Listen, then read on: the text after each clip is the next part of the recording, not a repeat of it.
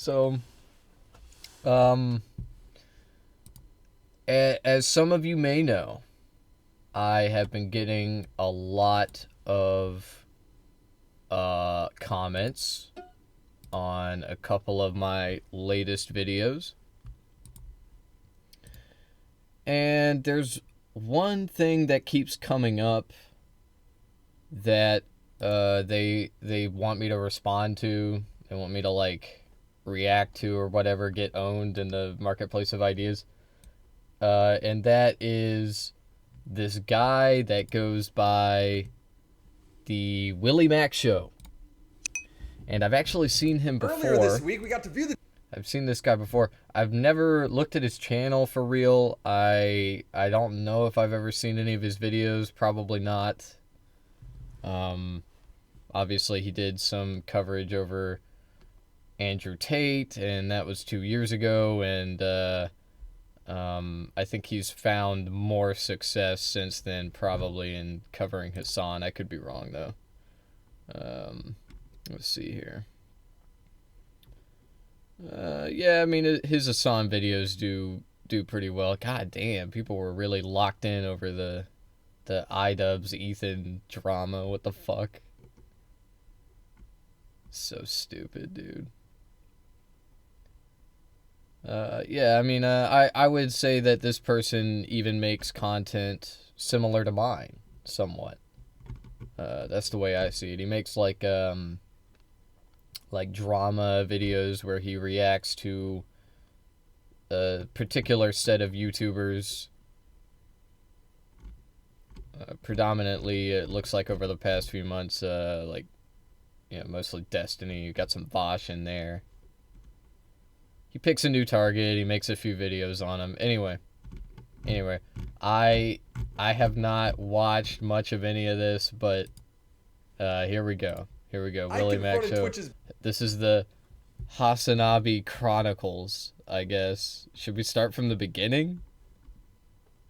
I don't know, man. He's got 7 fucking videos on this guy. Now, obviously, I'm not going to watch all these fucking videos, okay? I'm not going to do that. So, you know what? Let's just, let's click through them a little bit, see what we're working with Hassan is here. the biggest political streamer. All right, this one, nearly 1 million views 3 years ago, though. 3 years ago. Okay, kind of boring. Like, a lot's happened over the past 3 years, okay? So hello, libtards. we got more stuff, yeah. Hello. Hey, that's me. He's talking about me. All right, we got 267,000. Hassan is the biggest left-leaning. The worst politics streamer 2 years ago. 1 million. 1 million. This might be the one.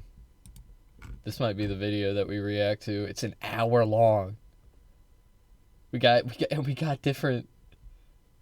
We got chapters, bro. We got hypocrisy. React content socialist, bad at news, Kyle Rittenhouse, U.S. base, Ukraine, Israel, Palestine, propaganda, authoritarianism. All right. This is probably the video we're gonna react to. Okay, this one looks good. This is a good video right here, and it's only 2 years old. It has been 1 week since we've. Yeah. Hassan's horrible response and his radicalized audience a year ago. It was more like 2 years ago. I confronted Twitch's. We got this one has 700,000 views. Also came out 6 days later. Hello, comrades. I recently. And then we got this one, which came out 10 days after that one. Only 400K views. Is the most pro. And finally, we got this one. Okay. All right, gotcha. You know what? This is the latest one. I think maybe we should watch this one. Right? I mean, it's not quite as long, but we got it's about Ludwig.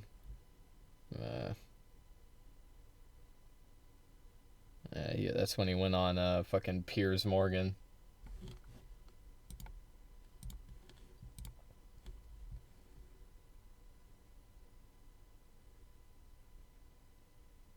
Got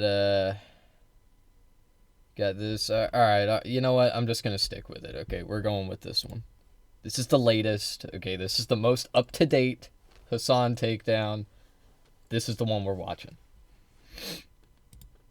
Let's go. Prominent left-leaning streamer online. His debate resume includes Asmongold, a 16-year-old Israeli kid, and me, where his only defense for his continually poor reporting is saying it's all out of context. The reason why I said this, and you do this regularly, okay? When I say something on this stream, okay, oftentimes, especially if it's a developing story, how do you know I say this stuff? especially if it's a developing story, if I misspeak, apparently you can use it in your commentary as though it's like super serious. So anyway, I didn't name one example that I did that. I don't know. I don't watch your videos, so Yeah, so don't make it up. He's very critical of other. You know, the Israeli debate was not a great idea, in my opinion, just based on the fact that he was 16. I can't remember if Hassan knew that going into it. But anyway, regardless, Hassan has talked about why he does debates, why he does this shit at all.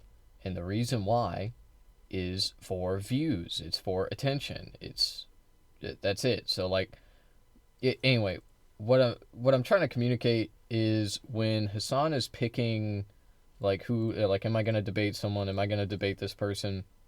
When he's deciding about that, he's thinking about what kind of content he can make out of it and, like, how he can use that to push his message. Now, I think a lot of YouTubers, debate bros, they think about this in a similar way. But the difference is that last part where he's trying to push a message with his debates. The most debate bros, all they're thinking about is clip chimping and like, how can I look awesome and my opponent looks weak? You know, that's what they want. At the end of the day, they want to win. Okay, Hassan doesn't just want to win. You know, he does want to do that, but he's thinking about something more than winning. Okay, like, what I'm saying is winning is like a lower priority in his mind. Winning is almost like just a fact, okay, when we're talking about the people he goes up against. Like, he's gonna win against fucking Aiden Ross, against fucking Andrew Tate. Like, of course he is. And, of course, he's going to win against a 16-year-old. Okay, that's obvious. Okay, but that 16-year-old is an Israeli person who is debating, probably, about, you know, defending Israel. So, anyway. Debating skills. His grand advice to Destiny when debating Ben Shapiro was to call Ben a fascist. oh my god, dude, this is why you need to be a little bit more educated, okay? He's a fascist. Him bringing up Nazi Germany as a moral regression is Hold on. why you need to be a little. His grand advice to Destiny when debating Ben Shapiro was to call Ben a fascist. oh my god, dude, this is why you need to be a little bit more Yeah. educated, okay? He's a fascist. Him bringing up Nazi Germany as a He is. That's just accurate. The fuck are we talking about? Ben Shapiro? Die-hard Israel supporter? Israel can do no wrong. The starvation isn't happening. Israel, and if it is happening, it's because of Hamas. Like that guy, he's not a fascist. All right, okay, bro. Is a moral regression is an awesome point. What do you say in that situation? You turn around and go, yeah, that's exactly the kind of moral regression you're advocating for in the United States of America when you want to have these like insane regressions on culture and on civil society. The moral regression Ben was advocating for was a two-parent household, just like those evil Germans. Dude, I would destroy Ben on Israel-Palestine. I'm serious. No, that's actually not. He's clipping it out of context. I remember this debate very, very specifically because it pissed me off. Like this debate fucking sent me rabid. Okay, like I hated it. I hated watching it. Okay, and Hassan's coverage of it was great. In my opinion, it was. If I recall correctly. I mean, I don't remember every little fucking thing he said, but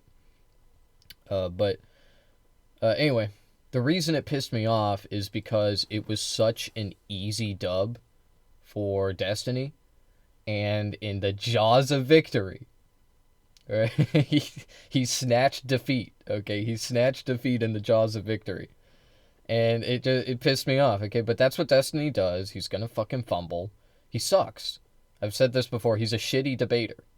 Okay, contrary to like the like, you know, well-known narrative that Destiny is the debate pro of the internet. I mean, maybe not so much anymore.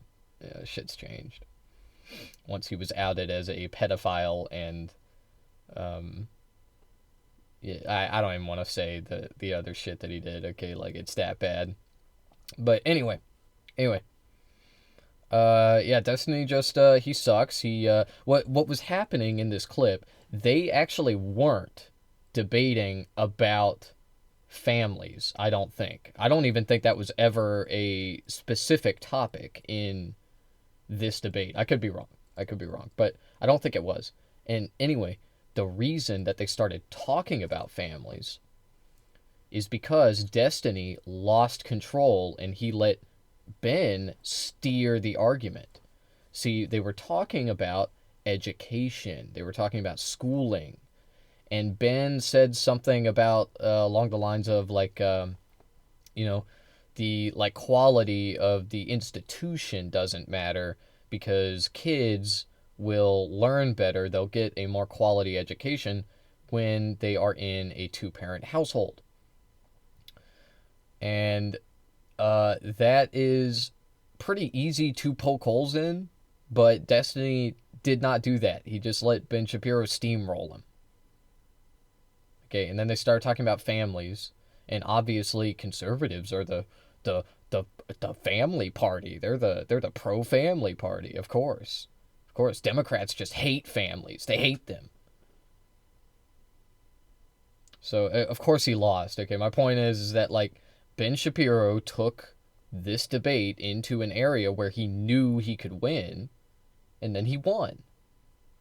And that's why it was really frustrating to watch, because it would have been very easily prevented if Destiny had just, like, stuck to mainline leftist rhetoric, okay, when talking about education. He could have easily annihilated Ben Shabibo. Anyway, let's keep He's going. so bad. When given the chance to destroy someone that's about as intellectually honest as himself, Hassan loses it on international television, I don't get the idea. I've got two panelists here who've not had a word yet. Please stop talking. forcing the debate to end early. Cut off their food. Cut off their water. Okay. Yeah, the slight You know what? I'm going to cut off. Israel I'm going to cut off this debate. 79% of their electricity. The rest is Hamas. I'm going to cut off the That's debate not because we're Israel. getting Israel absolutely provides- nowhere. But I Yep. appreciate everybody joining me. Thank you very much indeed. He famously did a fluff piece for the was Houthi a terrorists, lie. giving their pirating operation the stamp of approval from him and his entire audience. That's so fire. Oh my god. Dude, we think Yeah, the man. Houthis, Ansar Allah, is doing what Luffy would do. You should tell him that. Hassan would get so much backlash for this, he would rewrite history only a It's month just later, so acting like he never knew boring. this kid was a pirate. I had a When did this random come out? teenager from Yemen on this came out, broadcast, and these June dicks literally or kept May, saying yeah. he's an It is anti-Semitic, kinda homophobic, old, okay. gay people executing terrorist Houthi. To be fair, when this video came out, these were the like anti-Hassan talking points. Now it's changed a little bit. Now they just like say like he shocked his dog over and over again. He shocked his dog, and like that's that's like the whole Hassan hate train, I guess. And it'll continue to evolve. They'll come up with new ways. But yeah, Who killed old video. probably a bunch of fucking sailors. Random Yemeni Like I teenagers. said, though, this is, to my knowledge, this is the newest video that the Willie Mack Show has on Hassan. So if any haters are watching this and they're like, you watched the wrong video. Okay, send it. Like, come on. The fuck? I'm doing this for you. He literally talks about being a Houthi on his social media, saying you should only be afraid if you're a Jew. And when it comes to engaging with different points of view or criticism, Hassan is as dishonest as ever. Shouldn't you be trying to convince these people of the right things instead of ostracizing them? Man, suck my fucking dick, dumb. These people are fucking brain broken. You don't know what the you're talking about. This is gonna be a classic. That's the thing. There's a lot of dishonest folks on the internet that you have to protect yourself from. Like data brokers who steal your information and sell it to spam. By the amount of spam I get, but 3 of these tools are holding that video. I've been working a long time Fuck Ethical Watch. now.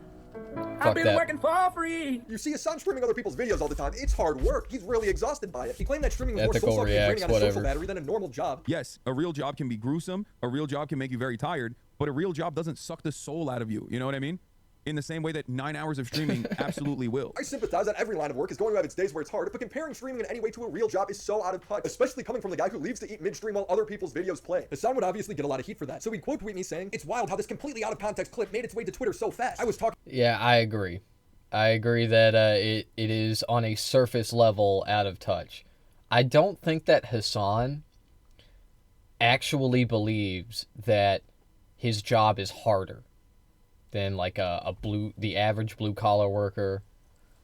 or like any physical labor job, or even most office jobs. Okay, like, yeah, obviously streaming is a more cushy job. Now, I will say, I've been streaming for, probably around a year now, off and on. And there have been periods of time where I stream a lot.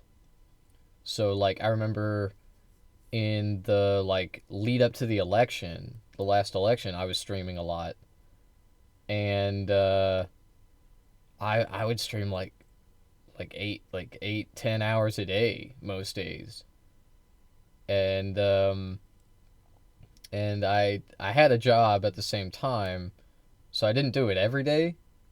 But, like, after a few days of that in a row, I would be out of it, okay? I would be pretty tired, okay? And so, like, I get it. It does take a lot out of you, okay? Streaming does do that.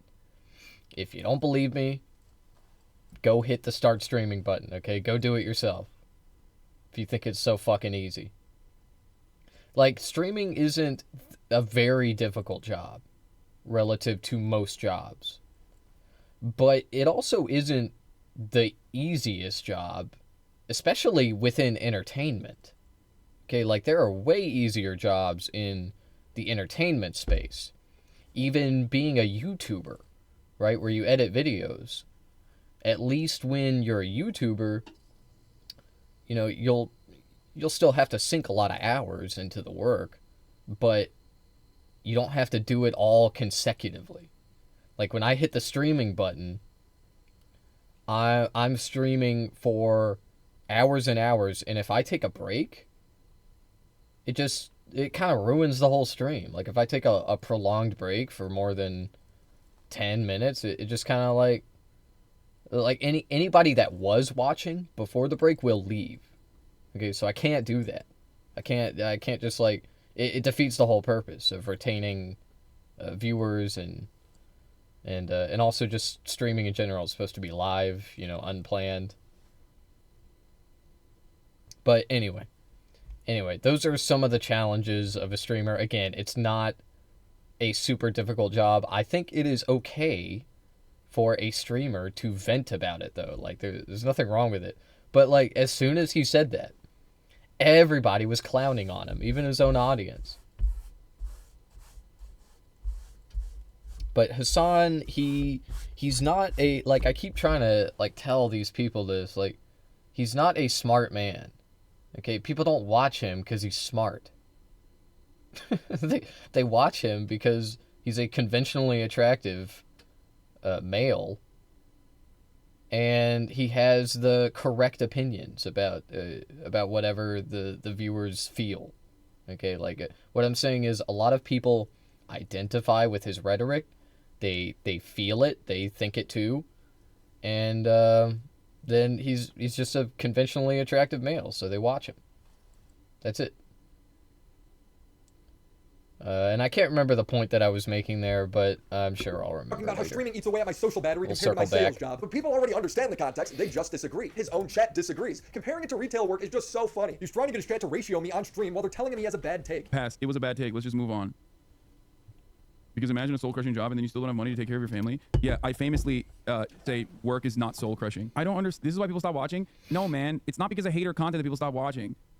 Your chat is not even on your side with the real reason why people stop watching is because like this pops, dude. It bangs. It bangs on Twitter. It's like, and new people that would normally filter in here are immediately negatively polarized against me. That's it. When people would ask Hassan what he thought of the criticism, he would say that he's too much of an adult to be bothered by it. What did you see what we take? I did not. I did not look at any of these takes. You want to know why? Because I'm a motherfucking adult who lives in the real world. And it doesn't matter. But as the stream progressed, it became increasingly obvious that it definitely did bother him. Muda would point out that even with that extra context, he still disagreed. This motherfucker, Willie Mac Show, he's got the VODs downloaded. He's got them pulled up on his second monitor. Don't think I didn't notice that shit.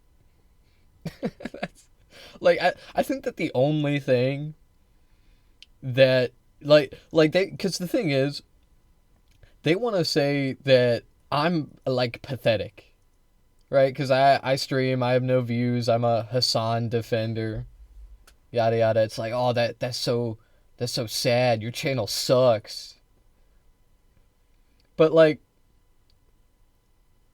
like Hassan hatred is a disease. It really is. Like it is a like fuck Trump derangement syndrome. Let's talk about Hassan derangement syndrome, bro. I like these motherfuckers. They cannot let it go. They are incapable. They cannot do it. They have to hate Hassan 24/7. I do not understand, brother. I don't get it. Like I don't know. I don't know. Maybe I'm the crazy one. Maybe it really is me. Maybe I need to jump on the Hassan hate train. It wouldn't be that hard. There are already so many narratives I can choose from to smear Hassan. There's like so many in existence already. But anyway, I'm not actually going to do that. That would be fucking stupid. But it's just crazy to me how like deranged these fucking people are. Well, there was something else you said I wanted to comment. You wanna know why? I wanted to comment on. Because I'm a motherfucking adult who lives in the real world. Oh yeah. I wanted to say that Hassan, first of all, he looks way uggo without facial hair. What the fuck? I mean, I don't know. I'm biased. You know, I like the way my face looks. That's why I never shave it. But anyway, Hassan is not very careful with his words. Because, like I was saying earlier, he's a dumbass. Okay, he's stupid. He is, and he's not careful with his words, and he says stupid shit sometimes. Like, you know, fuck a 9 to 5, my job, streaming is so hard. Like, obviously, while... like, I understand that he wasn't really saying that his job is, like, harder than the average American's job. It kind of sounds like that, right? Again, I don't think he ever thought that for a fucking second, because obviously, like, streaming is especially when you're in the upper echelons of streaming content, like he has an easy job, he makes so much money from it.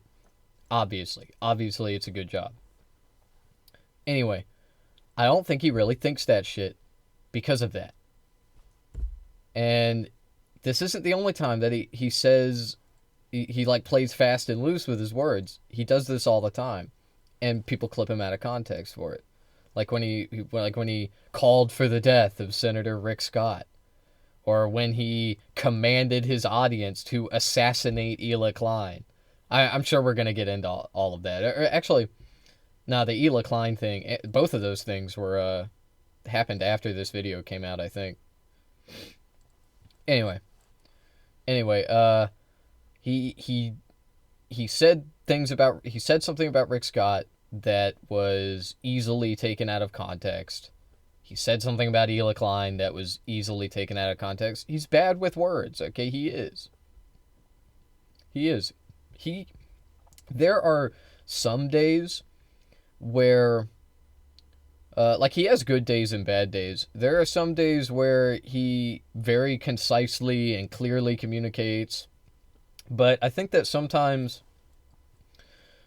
because he streams so much, he gets caught on camera with, like, brain fog and, like, he just doesn't really think clearly about what he's fucking saying, okay? Or how it comes across, anyway. And I feel that. Like, I have said things on stream, you can go back and look, that I think looking back on it, I could have been more careful with my words. I could have chosen them more wisely. And that's just kind of part of streaming. You know, you live and you learn. That's it. As an online content creator, Anyway. I'm very close to you guys.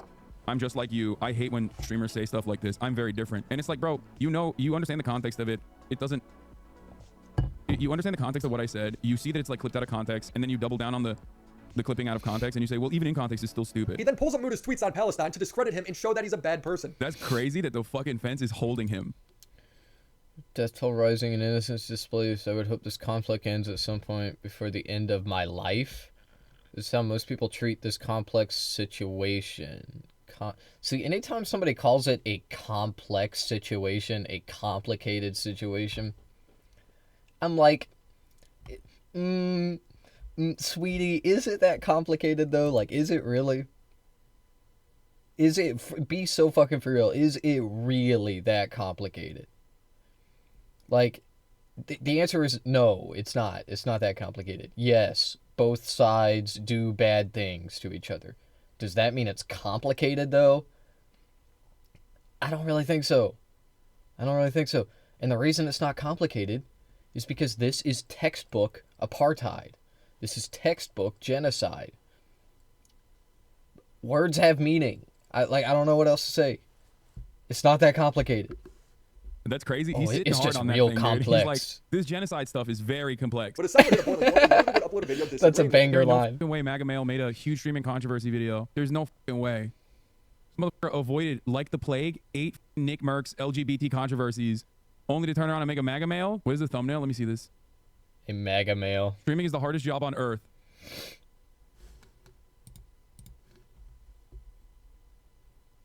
He's so mad. So Ludwig shows all the context and he still disagrees, making a lighthearted joke about Hassan. And Hassan feels devastated. But I wanted to talk about this as a streamer myself for almost 6 years now on how hard it really is. I'm kidding. I just Oh, God. It just annoys me because, like, it's such a fake fucking thing to do. It's just literally using someone who you're friends with, like, being maliciously clipped out of context to be like, I'm actually one of the good content creators. I know how privileged I am. It's like, yeah, I do too. When Hassan says something is out of context, it's never missing context. It just means they disagree with him. Hassan would go full mask off when an audience member pointed this out. Yeah. It's like no different than what Muda did. You show the context though. It doesn't.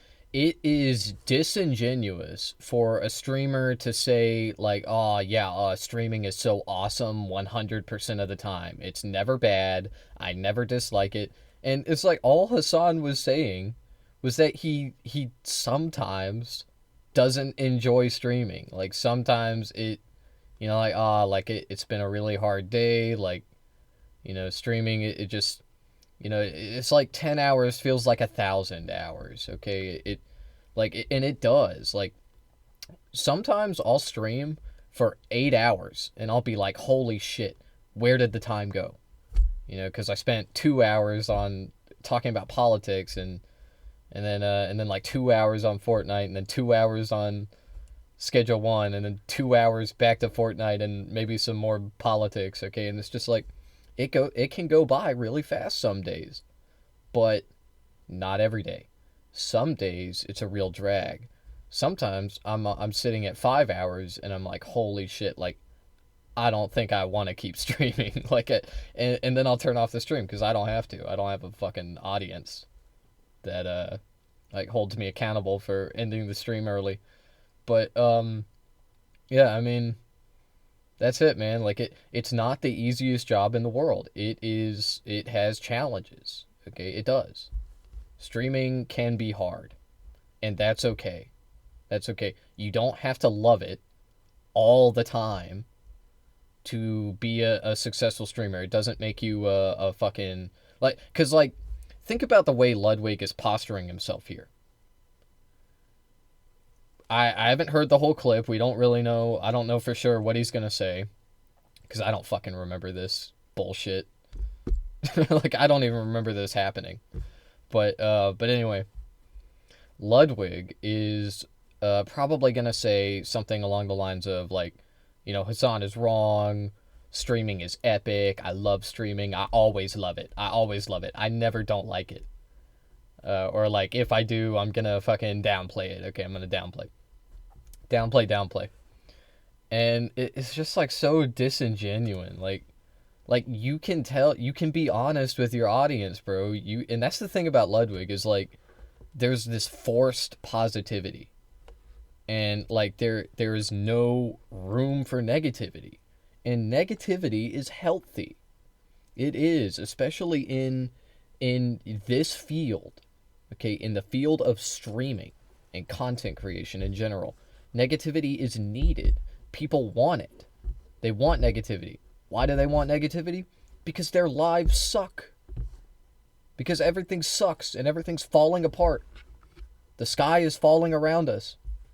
And people like Ludwig are like, you know, guys, let's just look at the silver lining. Let's just be all happy and nice. And it's just fucking annoying. And it doesn't resonate well with people. And in the long term, anyway, it is good for attracting new viewers. It is that kind of personality or that kind of like worldview, but it doesn't last. It's not good for building a robust community that will stick with you through hard times.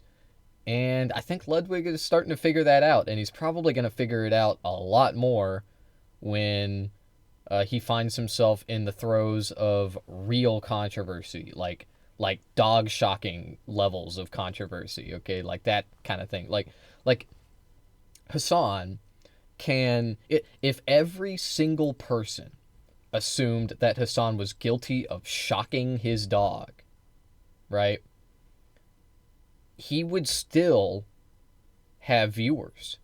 Why? Because he has a robust community, and they are used to controversy. They are used to people like brigading and attacking. Okay, they are. Straight up. Destiny's community has done it. Asmon's Gold community has done it.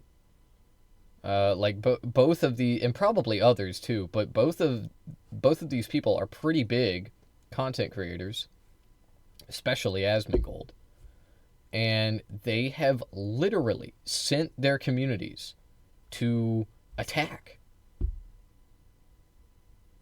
And Hassan's community stands tall. Okay, why is that? It's because they can handle it. Okay, I don't think this motherfucker can handle it. I don't think he can. He's gonna regret this shit. The context. It's just a way to just literally farm off the fucking drama. Well, then don't say it's out of context. Hassan doesn't have any way to really defend himself, so he molds and then just goes back to saying everything's out of context. I got used like a cum rag for a Rocket Mortgage ad, dude. Come on. Dude, come on, bro. Don't farm me like that. Jesus Christ. That's lame as fuck, actually. Like, I thought he was at least gonna, for a good cause at least. Yeah, dude, he's a great cause. He threw me to the flames, posted in Twitter a fake tweet, said that, we are so privileged, actually, which he's right, we are. He just said it was out of context, farmed me regardless, moved on to be like, look how nice I am, and sold a fucking Rocket Mortgage ad in the process. So like, think about it.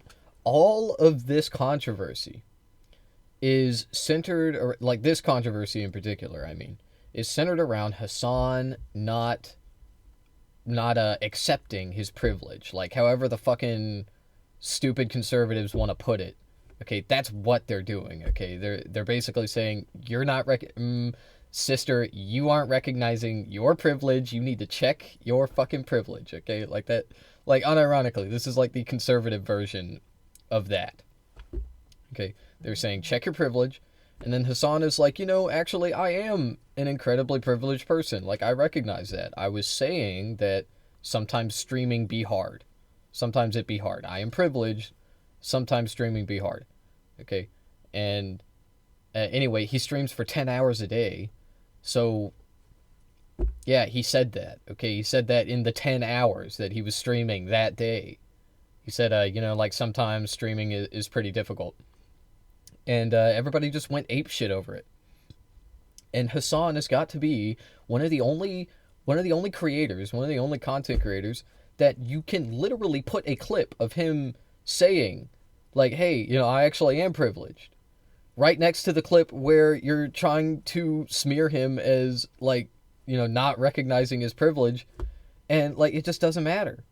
It just, like, you can do that. Like, it doesn't fucking matter. You can put those two clips next to each other, and your dumbass audience will clap like stupid fucking seals. Like, Hassan he is the worst, yeah. Yeah, he doesn't recognize his privilege. And it's just so frustrating that this happens over and over again. Every controversy, it's always something new, man. It's ridiculous. Anyway, let's keep going. Taking down the video. You should call Hassan and apologize. Why is Hassan mad? What did I do? Oh no. What did I do? What did I do? I just posted a fake tweet of him to make him look bad, and also made a video to make him look bad so that I can look good. Why is he mad? Did call Hassan, he's crying unironically. Why is he mad?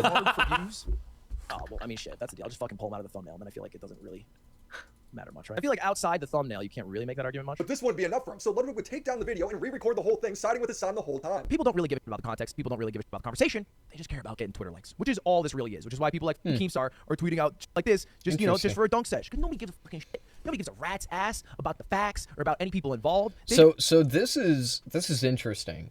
and I didn't think he was going to do this here. Again, I don't remember this fucking bullshit happening. I mean, I was there, but like this was such a nothing controversy. Anyway,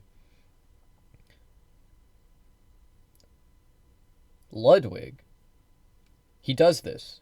Okay, what he did here is he pivoted. Okay, he recalibrated, he pivoted, and he made a new video. Now, I think that this is bad for him. I think when he does this, it's a situation like you shouldn't have had to recalibrate, bro. Like you should have just like been with the correct take from, 0 hour. But anyway, it doesn't matter. Okay, at least he came around, I guess. I don't know. And again, I don't even know what exactly he's gonna say here, but like, he's gonna make the same argument that Hassan makes, which is that none of this bullshit matters.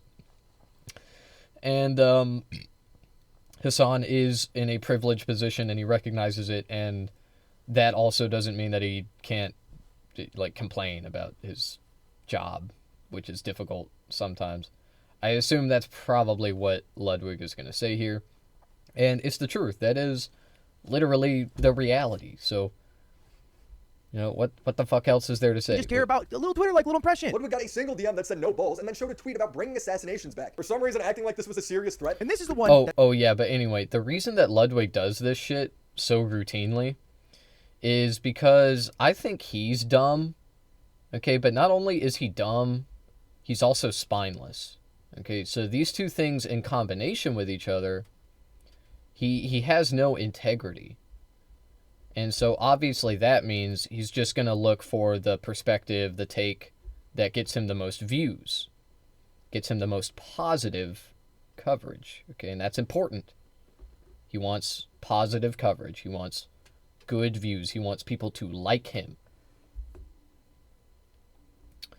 So, anyway, what happened here, and there are other instances of this happening, specifically with Ludwig, other content creators, sure, but Ludwig, he made this video, he realized that many people in his audience were disagreeing with him over it, and they were even kind of being vocal about it. And that's why he did this. Okay, that's it. Like a person with real conviction that actually believed like Hassan was being so serious, and he actually believes that like his job is harder. Like that if you had real conviction about that, you would have told your viewers, no. Hassan is doing this because he's privileged and he doesn't recognize it, and you would just like keep hitting that button over and over again. But because he doesn't really feel that way, he is more easily manipulated by his audience. He's more audience captured. And this is going to affect Ludwig's behavior in the right now times, but also in the future times to come. Okay, and that is why I have made the predictions about Ludwig's channel and content, and that's why I am going to be correct. Okay, that's exactly why I'm going to be correct. And I think that saying that he will like lose the empire that he's built or whatever, he'll like his channel will crash and fall, I don't really think it'll be like that. He'll just go through the same death that every other channel like his gets, which is slow fade into obscurity. Anyway, That sent me let's over keep the going. edge. Now this is a DM from a guy that just said no balls because I removed the video. I'll be right back. What the fucking plan to re-upload the video? But he messages me and he says no balls. Now, by itself, you don't think much of it. But then I clicked on his Twitter account and I see that he said this: "Wish assassinations were a real thing." This isn't a quote retweet to two people in this situation. Not trying to say who. I'm not trying to get demonetized here. But what a fucking crazy thing for Mr. Penis Head to say. Why is it crazy? His name is Mr. Penis Head. It's got a single like, and Ludwig's virtue signaling about how un-American this guy is. To now be a guy who's wishing for assassinations, because why? The guy you don't like online is millionaire? Said something you don't like? It's the most un-American thing I ever heard in my fucking life. What's more beautiful about being an American than seeing someone you don't fucking like, but they're allowed to say whatever the fuck you don't like? It blows my mind. Why are we taking Mr. Penis Head's joke tweets so seriously? Hassan's literally tweeted a picture of the same 3D printed gun that was used to assassinate the former Japanese prime minister. And he did this to a United States senator. But Mr. Penis Head, way too far. Ludwig's a coward for taking this video down. It's so funny to me that Hassan has this expectation that his friends need to defend him at every turn for every dumb thing he says. Vosh's community makes fun of Hassan for his poor coverage of Ukraine. And Hassan wants it down. This is not a leftist community at all, for the record. I don't know. I really thought so. I reached out to Vosh earlier today. I was like, listen, dude, I see something going on that I don't like. I'm letting you know it's a never-ending death spiral. It will turn out bad if you just like allow this kind of shit to foster.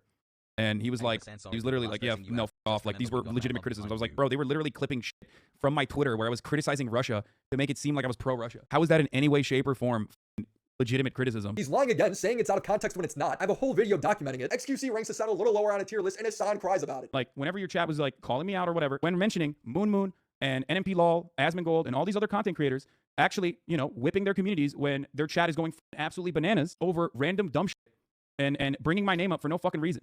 And I thought that for the past year, you were just allowing that shit to run rampant in your chat, and I thought that was fucked up. Especially as someone who thought we were friends. I think that's a reasonable expectation for someone who you consider to be a friend. But when Ethan was begging Hassan to moderate his chat from calling him pro-genocide every 30 seconds, Hassan's like, it's out of my hands. You did it to yourself. By the way, I'm not even defending I'm not even like, I'm just trying to tell you guys how it feels. And I'm fucking shocked that you don't care that people in your chat are saying, who the fuck is this child called arrogant? Ethan, I love you, but there's only so much I can do. How can you be surprised when your Discord is literally full of Ethan, I love you, but there's... So the reason that there's only so much Hassan can do about this is because Ethan was like defending Israel. He was like defending the genocide, bro. Like, he was. Now, if you want to make the argument that Ethan isn't like totally pro-Israel, I'm not gonna completely disagree with you on that. But in this instance, in this era of Ethan, he was pro-Israel. He was. He wasn't like the most hardcore Israel defender in the country or on the planet or whatever, but he was pretty pro-Israel. And anyway, because of that, like, Hassan's chat was calling him a Zionist. They were calling him, like, you know, probably all sorts of names. Basically, you know, evil Zionist. And when you are pro-Zionism, there is just like no way to, you can't stop Hassan can't stop his audience from saying shit like that because it's true. He can't ban people for saying shit like that when it's true. Yes, it's mean. Yes, it's not nice. What is he supposed to do? Supernatural Joey says, yet he can do something about people mention his dog getting shocked in his community, yet not anti-Semitism. LMAO, I'm so glad you did this. I'm sure you are, man. I'm sure you are. When it comes to dog shocking allegations, I have a video debunking it. Day one, literally the day it happened. You can go and watch it. It's called, Did Hassan shock his dog? Here's the proof. Something like that. And while there has been new information that has come out, my video still holds up. So you can go watch it. If you want to comment about it, you can. But that was a pretty crazy like smear campaign, and it's still going on. It's still active. But yeah, basically, I think it's bullshit. You already know that, though. But if you want to talk about that, then go to the video, respond to the video I made. Or we can talk about it here. I don't care, but I don't think that's going to come up in this video because this one is from May of 24. I'll watch it, sure, but that's not the point. LOL, why can he do something about that but not anti-Semitism? You weren't understanding me. It wasn't anti-Semitism. Okay, Hassan's chat, in this clip, what they're talking about here, Hassan's chat was being real mean to Ethan. Okay, they were calling him a Zionist. They were calling him a Zionist. Okay, that's a mean thing to call someone in these circles. Okay, in left-wing circles, calling someone a Zionist is a pretty like hard-hitting insult, right? But there was nothing Hassan could do about it because Ethan was actively defending Zionism in this fucking clip, bro. Like, what was he supposed to say? Ethan's not a Zionist. Stop saying that about him. Like, what? Like, Ethan says over and over again, he says, I'm not pro-Israel. I'm not a Zionist. If you call me a Zionist, then you're fucking anti-Semitic or whatever. And it's just bullshit. It's just bullshit, man. Where did he defend Zionism? I mean, just like watch this debate. Just watch the fucking debate, bro. He basically, the line that he's going to hit over and over again, this is what Ethan does, okay? I haven't watched his content so much lately, so I don't know if he's still doing this, but back then, he would say, I'm not a Zionist, but anyway, let's talk about how Hamas started all this. Let's talk about how Israel is just, basically just defending itself. Like, yeah, they're doing a genocide, but let's talk about, like Hamas. Let's talk about why they're doing the genocide. And it's like, man, when you do that, when you make excuses for Israel, you are being pro-Zionism. That's a lie, LMAO, outright lie. Okay, we got H3 fan number 1 in the chat. Yeah, Ethan Klein famously has never defended Israel in any instance at all. Yeah, dude, he's Mr. The H in H3 stands for Hamas. Okay, he's a triple Hamas. Right, There's only right. so much I can do if you're making that argument. You know that, right? Like, at a certain point, you're an adult, and the words that you're saying are going to be perceived by people in a certain way. You know, at what point is Hassan responsible for the words that come out of his mouth? Zero self-awareness. I've gotten numb to the criticism. Like, it's not. As a matter of fact, I seek it out now. That's bullshit. No loot. So what you gonna do? If you number one, shove it up your ass and make it number two. Oh. Hassan didn't like Destiny's debate with Ben Shapiro. He called Destiny an idiot for not picking apart Ben's points. Hassan's advice that he tries to give Destiny is terrible. He's like, never let Ben explain anything. The problem is, you shouldn't actually ever ask him, like, how do you enforce that? Because then you're kind of conceding. You're giving him an opportunity to describe his, like, idiotic worldview, and Ben is a very skilled debater, and he will try to present his handmaiden tale as dystopia in, like, a relatively positive way. But that's how good conversations work. One person talks, and then the other person responds. If you don't go down their line... I gotta say, I don't think I've ever really said that before, but Ben Shapiro he's a good debater. Like, I think that's why I liked him when I first saw him. Like, I always thought he was kind of annoying, kind of like, academia, intellectual type, and I didn't like that. I didn't like that at all, but I did like how he would, like, own SJWs and shit like that.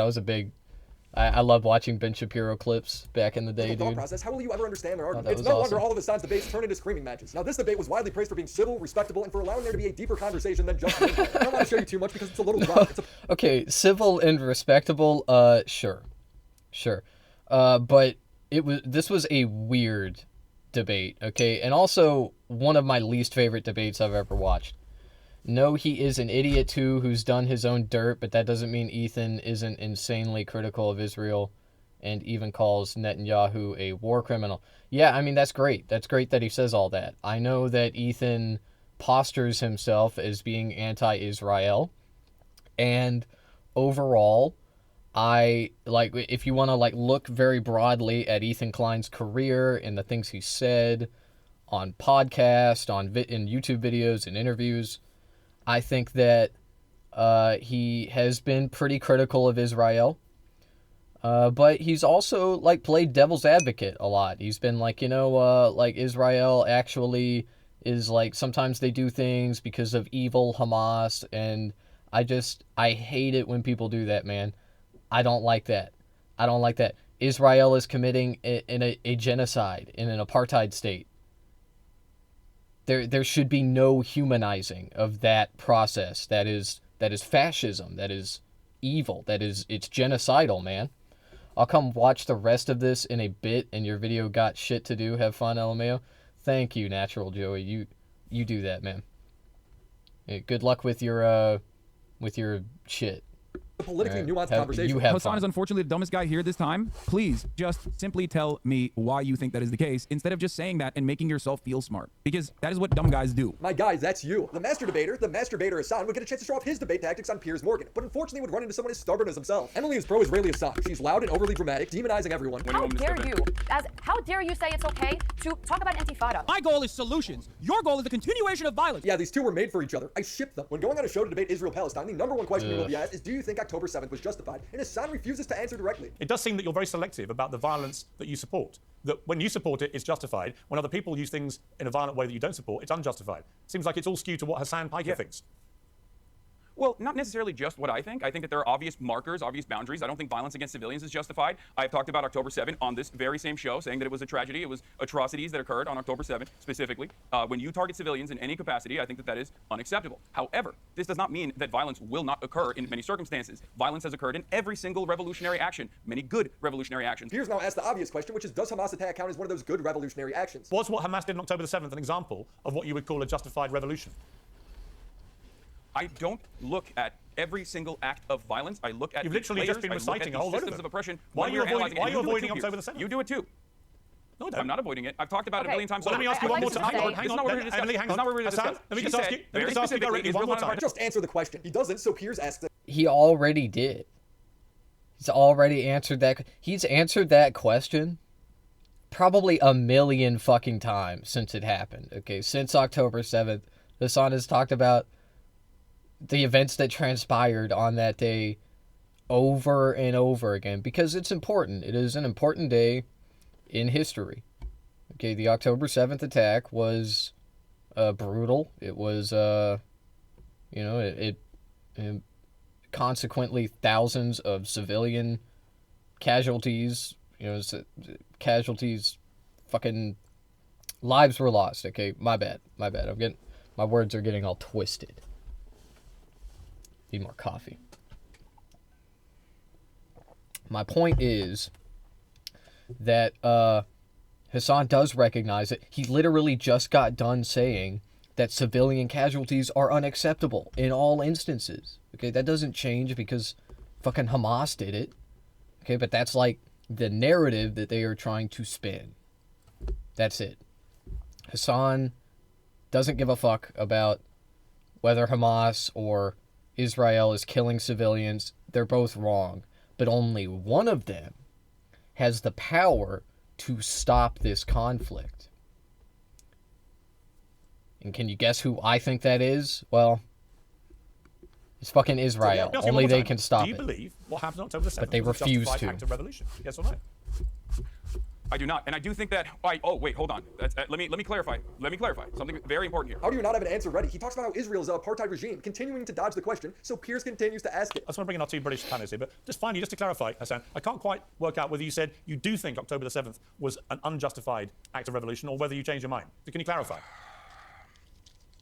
I think that violent means of maintaining an apartheid is inevitably going to yield violent retaliation. Just say yes. If your argument is that these people have been abused and oppressed for so long that this was the only option they had, then fine. That's not an illegal position. He's so worried about optics, he can't even communicate what he thinks. I do not. That's not what he's saying.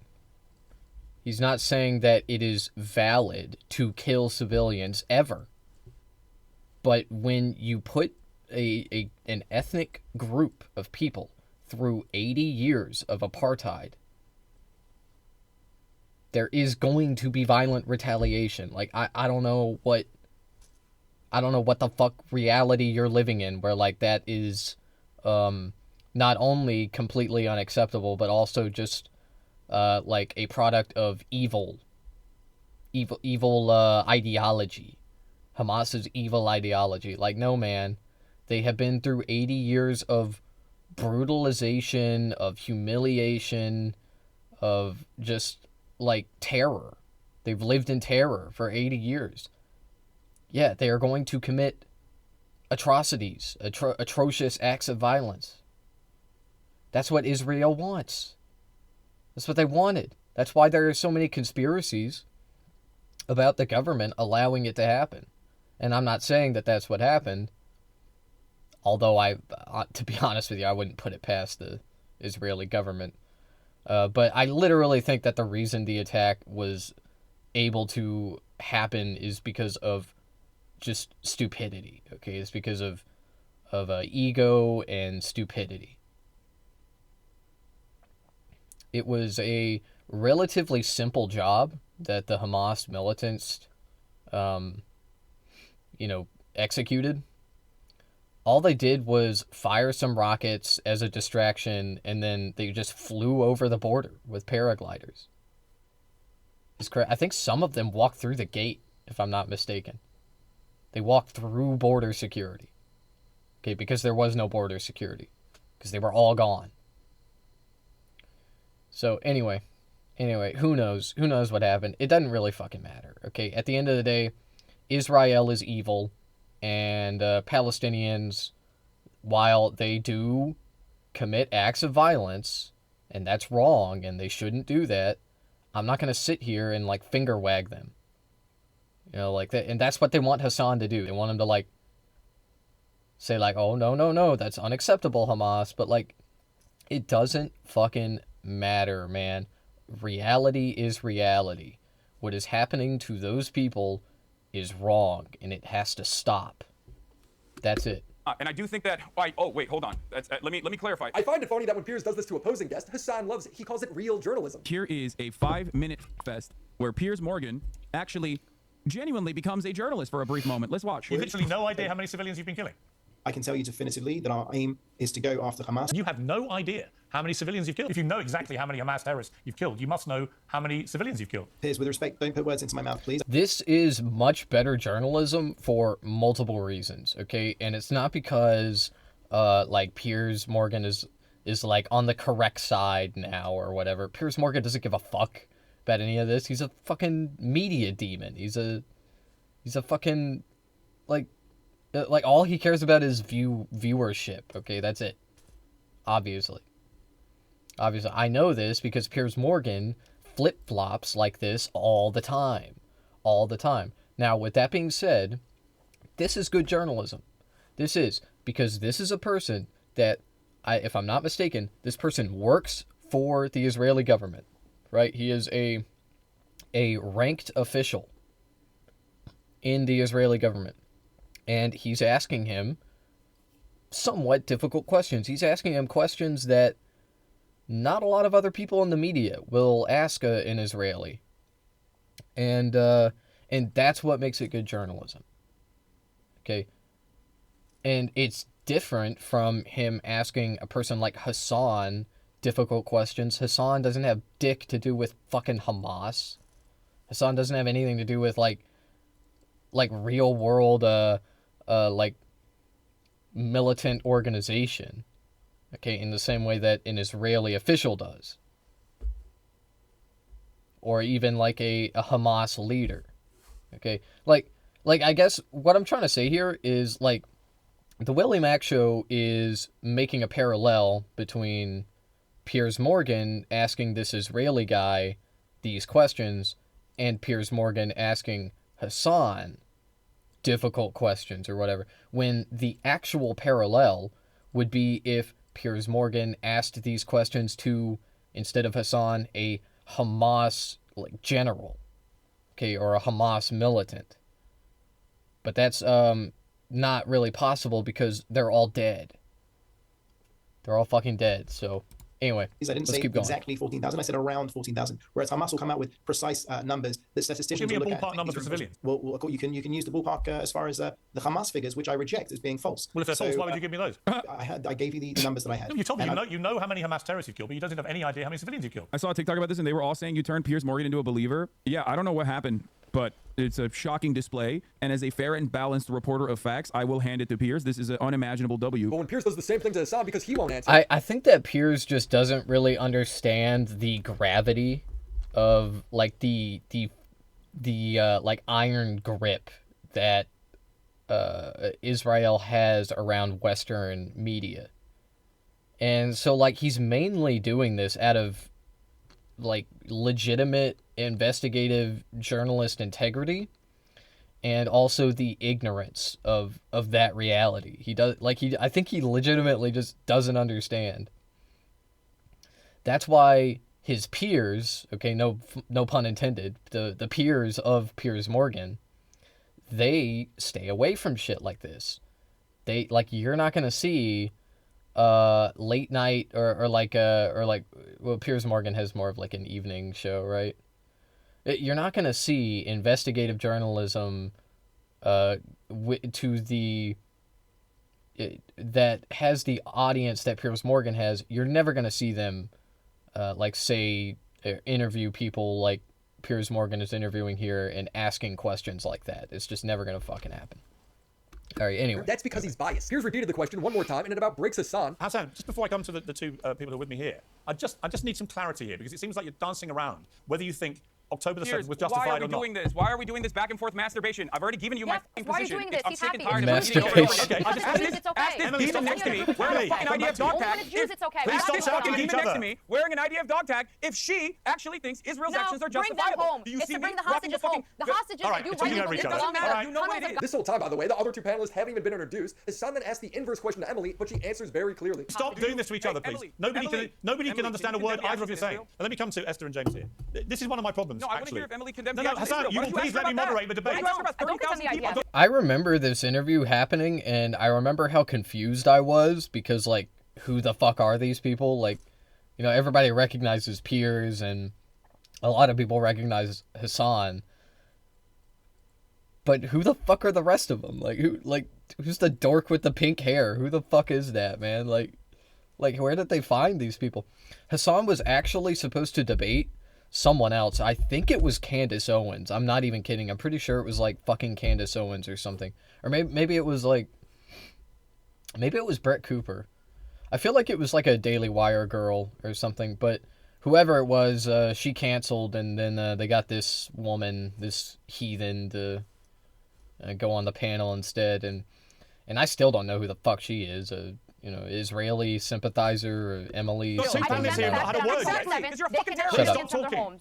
You're a I don't fucking think you're terrorist. So yeah, this has been very productive. I Finally, think Esther you're a answered that same terrorist. October 7th Yeah, question, man. and she does so precisely and clearly while bodying these two clowns. This happened in a vacuum. Of course, October the 7th was an atrocity, and it was completely unjustified. There was no justification for butchering people in the way that they did. But it didn't happen in a vacuum. A lot of the people that live in Gaza weren't even born at the time that Hamas came in power. So I really I despise this. You're a terrorist majority sympathizer, of you're a them. genocide supporter, all of this. When really the people that we should be talking about deserve better. Okay, James, on the wider point of these Well, protests. I couldn't get to that part because I wanted to describe what the apartheid is, and Emily cut in immediately to chirp about some random shit. Okay. He's so salty. Look, Hassan, But hang can on, I ask Emily, something? please, I'll come to you. Let me just ask Hassan. When you and Emily go at each other like you just did, nobody wins. I mean, no one can really understand a word you're saying because you're shouting over each other. You end up just calling each other terrorists. There's no sensible dialogue here. There's no constructive conversation. It's just two No, but I implacably didn't- opposed sides abusing each other. Do you understand that? Yeah, listen, Piers. Okay, this is going to always be a very heated discussion. Okay, having a conversation about how heated this discussion is utterly unproductive. How are you supposed to have a productive conversation on this topic, educating people, if everyone is so emotional they can't even let each other speak? He's so emotional he can't even see the obvious flaws in his logic. The point he tries to make is absurd. You tell me I'm wearing an IDF dog tag. I'm wearing a bring them home for the hostages that you. No, it says bring them You're home. using This you're says bring using the them home. hostages as a simple political tool to make As propaganda what? in the West. It's quite disgusting. The protests that are think happening in Israel right humans now in are massive. captivity are a political tool? And those protests. What? You are Hassan, using humans in pause. Why do captivity you as a think the political hostages tool. are to It's hum- so obvious. Yeah, but so is Hamas, right? That's why they took the hostages in the first place, to use them as political tools. James correctly points this out, and Hassan loses it. Anyone is using hostages, surely it's Hamas, Hassan. How can you say that? How can you use that argument? That's a crazy thing to say. It's Hamas that have taken these people from their homes, Tens of thousands of people in murdered their Israel. relatives. There are currently tens of thousands of Israel. Hamas uses the hostages as political leverage. Israel uses the hostages as political leverage. We're all using the hostages as political leverage, okay? We are. It's just who is getting the most out of it? Who is able to consequently conduct the most destruction and mayhem as a direct consequence of the hostages being taken? Oh, that's right. Oh, it's Israel. Oh, man.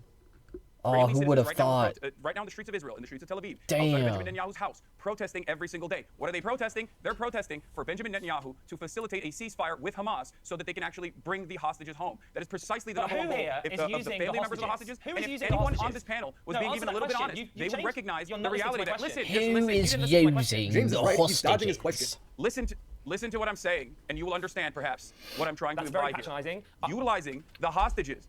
Yeah, I am being patronizing. I don't know who the So Israel, basically, the pink-haired man is saying Israel is not doing anything at all, that in the motivation being the hostages, okay?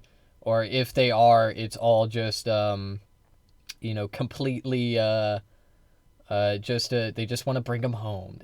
They just want to bring home the hostages. They have no ulterior motives.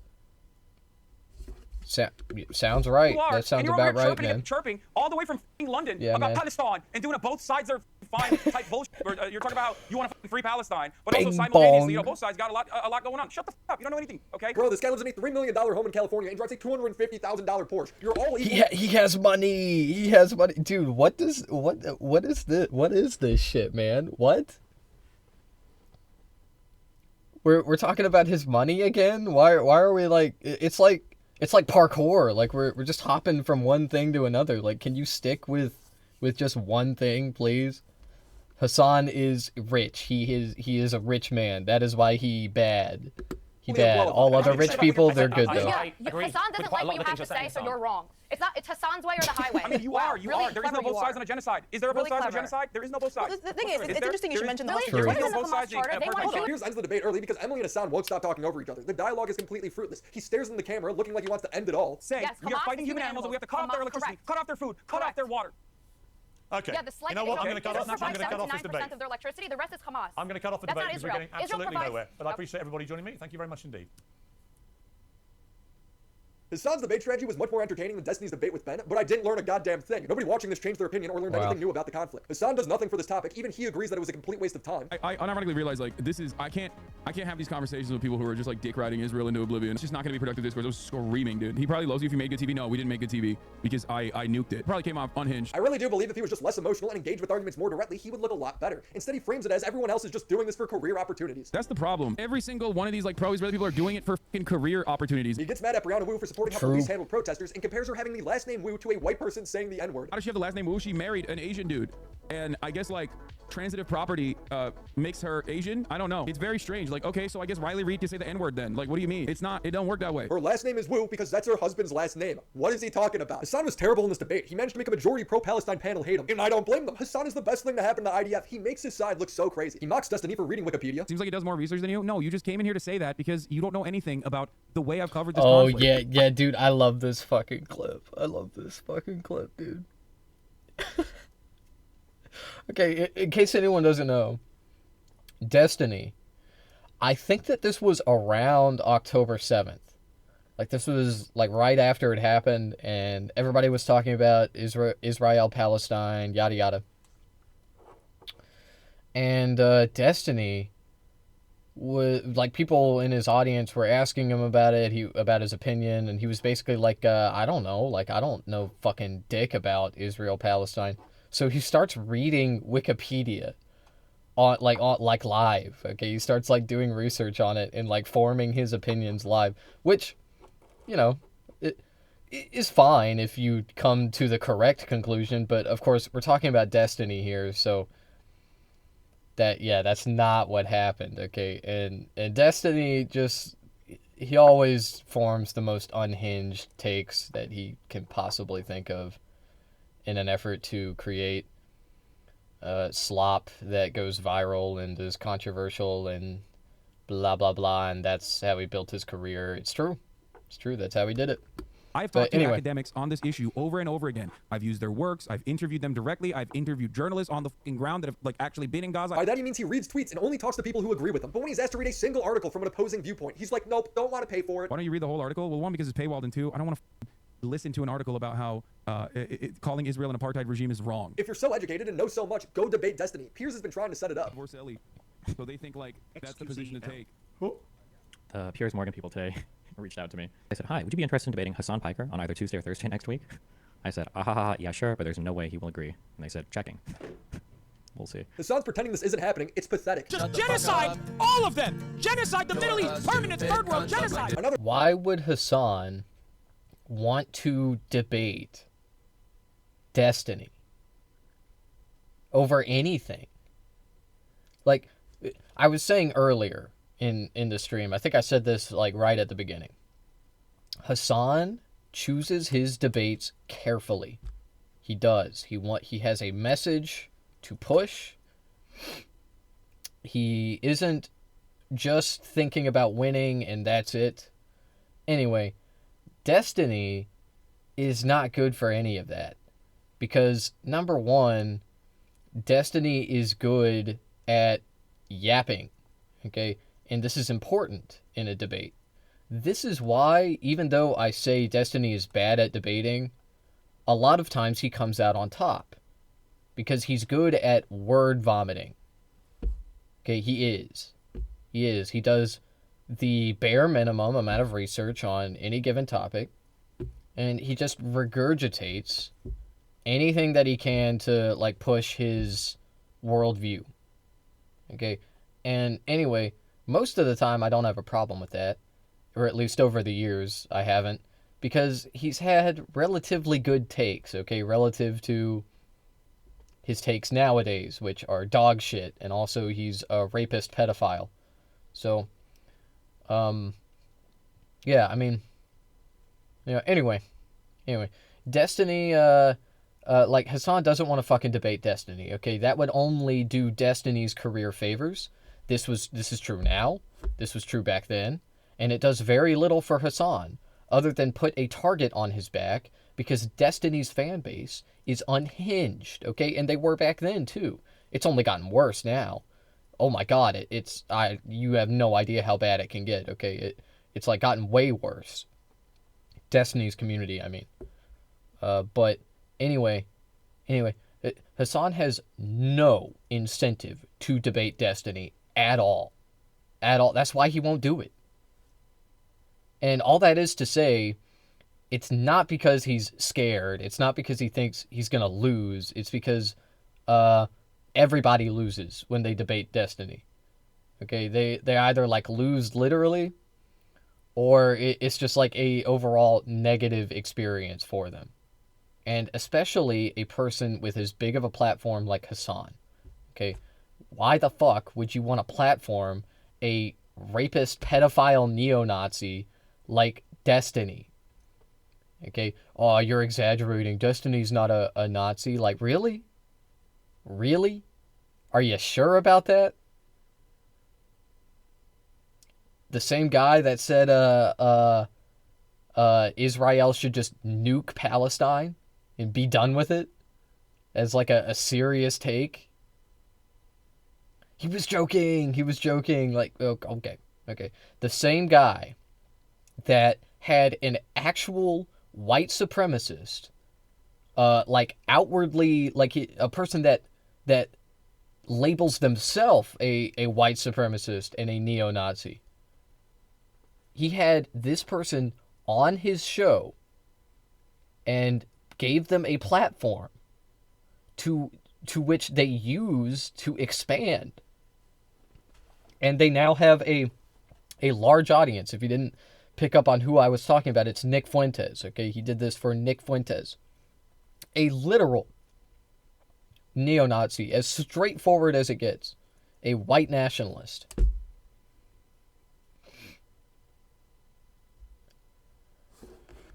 I literally break news. I People don't know, talk about man. things that nobody else has even reported on or talked about yet. There's no details released, but Hassan's got the inside scoop. He doesn't cite anything. There's been a ceasefire negotiation process with a lot of back and forth for some time now.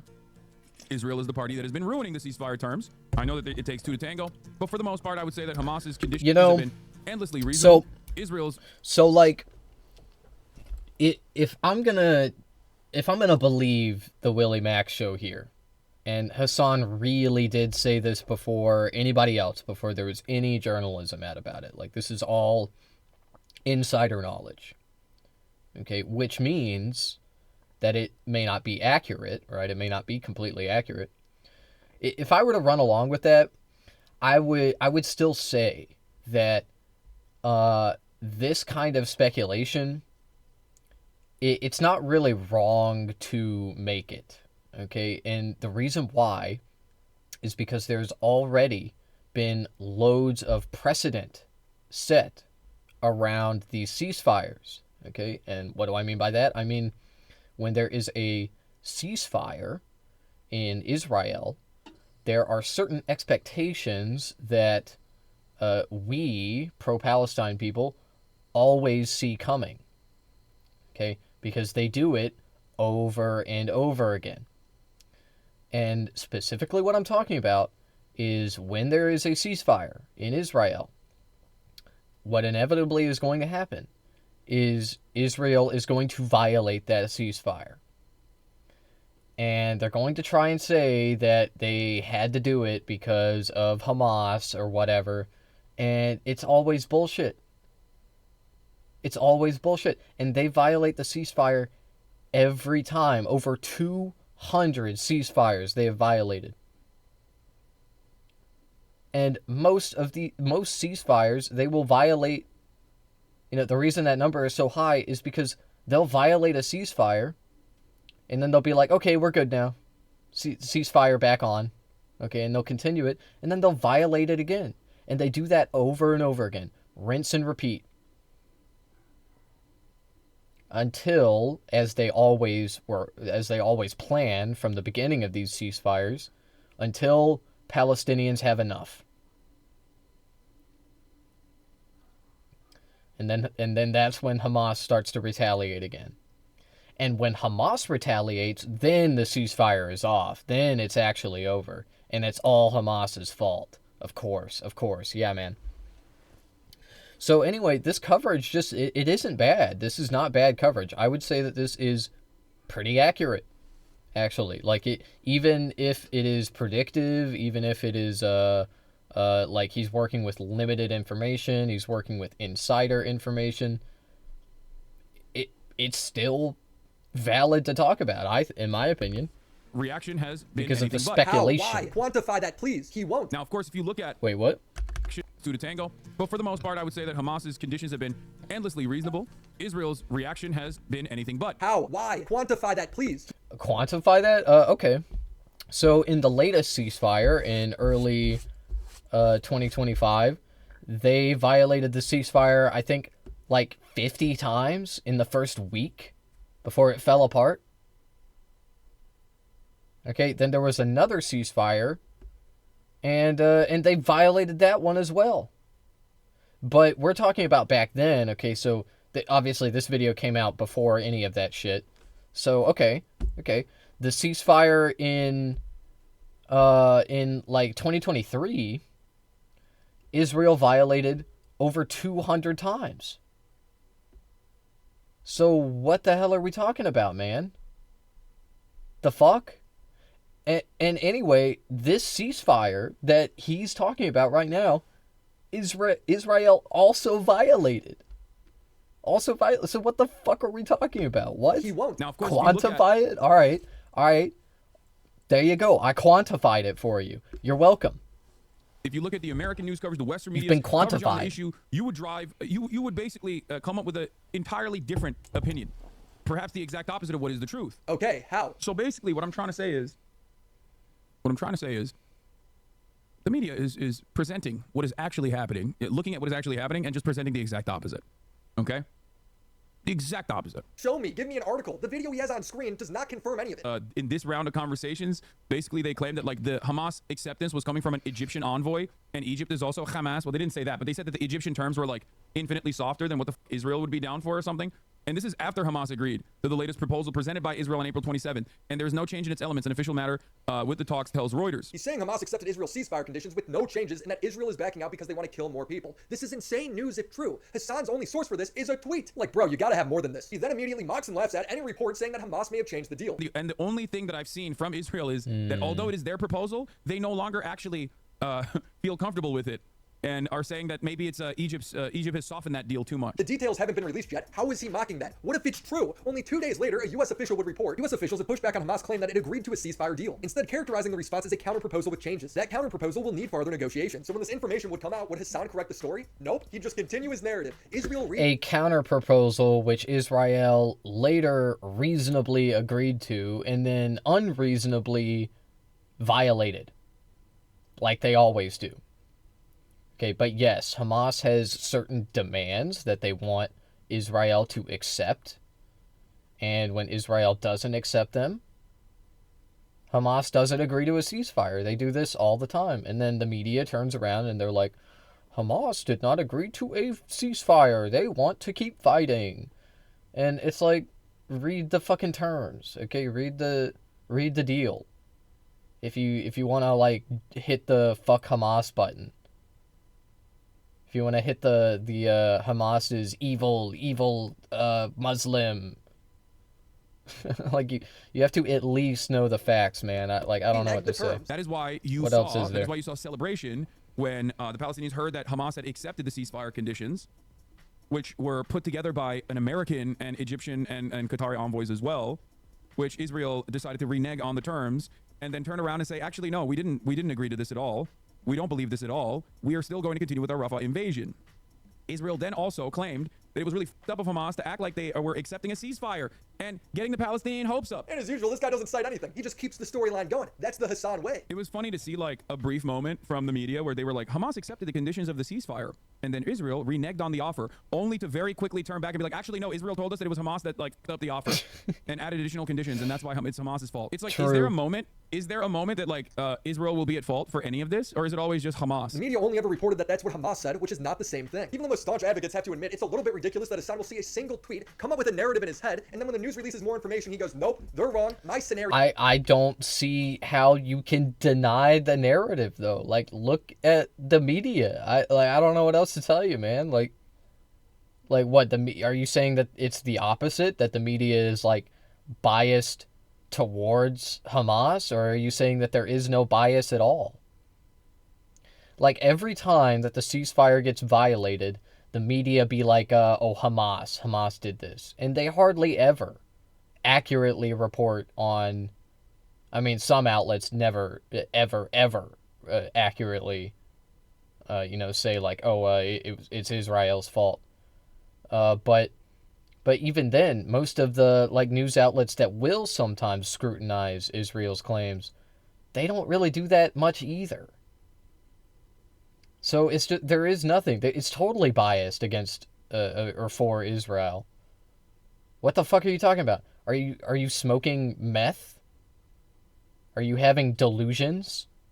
Are you having violent delusions? What's going on, man? I don't know. Right. He's like this because his foreign policy is America bad all the time. Let me explain America to you two bad. principles that you should keep with you. Hamas Diddy Piker just thinks that America bad and that's it. And I am not going to look any further into this. Coming from a person that's what who's he Turkish, believes. okay? When you look at the situation in the Middle East, you look at what the local government is and who the Western forces are. Never align with the Western forces. That's a principle that you could take home with you. If you want to actually be moral, or if you want to be smart about the way you analyze other countries, that's one basic principle that you can take home with you. So obviously this is like a bit of a joke, a bit of an exaggeration, but there's some truth in that statement as well. If you constantly align yourself with like Western motivation, right, which is to do contemporary colonialism and extract resources from the third world, that you're gonna end up supporting bad things a lot. But anyway, Hassan doesn't hate America. He likes America. He talks about the things he likes about America, specifically because people are constantly saying you hate America, okay? And anyway, the things that he likes about America, I also like about America. And the things he dislikes about America are also the things that I dislike about America.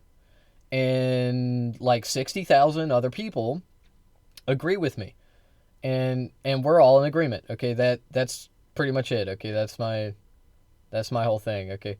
And anyway, I do not like that America is constantly bombing and killing and pillaging. And if we just didn't do that, I would really have no problem with America. I would even like look past the shortcomings of capitalism. Okay? And the reason why I would do that is because the most negative aspect of our gargantuan economic structure that is capitalism, my biggest problem with it is all of the bombing and profiteering from the bombing and the killing. And I don't like any of that, okay? I don't like it. That's it. Like, sorry, I'm so woke or whatever. Like, hot take here, I don't like murder. I don't like mass murder in the name of freedom or whatever. I don't think it is a good thing. All of a sudden, but that's just magically, me. you are above on your foreign policy analysis. You're going to be better off than 90% of people that look at the situation. That's not what analysis is, bro. That's called bias. Hassan isn't just bad at news. He does this on purpose. He's a propagandist, no different than the Everybody is biased. Everybody is biased. There is no one that is unbiased. Okay? It's not about being unbiased. It's about knowing what your biases are and arriving at the truth. Okay? Using that knowledge to arrive at the truth. Many people, and even then, like your biases will influence you. They will. You are biased. It will influence you. That's a fact. That is a fact for every human. Okay? The goal is to arrive at the truth. And you can still do that when you're biased. There are a plethora of methods for arriving at the truth, and none of them involve eliminating bias. That's just not how that works. Protester he condemns. College protests have erupted across the country. Their goals vary, but they mainly want universities to stop working with companies that have financial ties to Israel. And the students have every right to do that. The debate comes when students build a Rust base and prevent other students from freely moving around campus. Asman tweeted about this, and Hassan responded saying students aren't being blocked from going to class. And Asman replied with a video. You guys have closed the entrance. We are UCLA students. I have my ID right here. I'm being blocked off, not by the security guard, but by you two. You three. Oh, look, they're making the burger while I'm going this way. Excuse me. This is what they do. Everybody, look at this. Look at this. I'm a UCLA student. I deserve to go here. We pay tuition. This is our school. And they're not letting me walk in. My class is over there. I want to use that entrance. Okay, we're going. We're going. I'm going in. I have my hands up. I'm not hurting them. I'm not hurting them. That's what they do. That's what they do, everybody. You guys are promoting aggression. You guys are promoting hate. We're UCLA students, we deserve to be there. Hassan writes, this is a Zionist counter-protester, and they routinely try to enter the encampment to dox and harm students. Like he's doing here now to farm TikToks and 2 people who aren't there into thinking these students are trying to block him from going to class. He brought mace. Now Hassan's right in the sense that this guy isn't just trying to go to class. He's a counter-protester with the goal of making the protesters look bad. One look at his page proves that. The thing is, there's no evidence of this guy trying to harm anybody. Hassan's acting like he was trying to start fights. Asman rightfully points out, I don't see him trying to harm anyone here. He's just talking to them. But he, well, nobody, he didn't really say that, okay? He said that he was carrying mace. Okay, that is... The fact that we know that he was carrying mace sounds like he was open carrying, okay? Which isn't illegal and isn't really wrong in most instances, but it is definitely a form of intimidation, okay? Which is wrong, which is bad, okay? I don't agree with anti-Zionist protesters blocking people from going to class. I don't think that that is a good thing. But then again, I don't know. I don't know, man. Like, they're protesting. They're protesting genocide. What, you want me to, like, sit here all day and finger wag them and be like, Hassan is an evil terrorist and his evil terrorist supporters are, like, stopping normal people, totally normal people who are just average Americans from going to class? I'm not going to say that.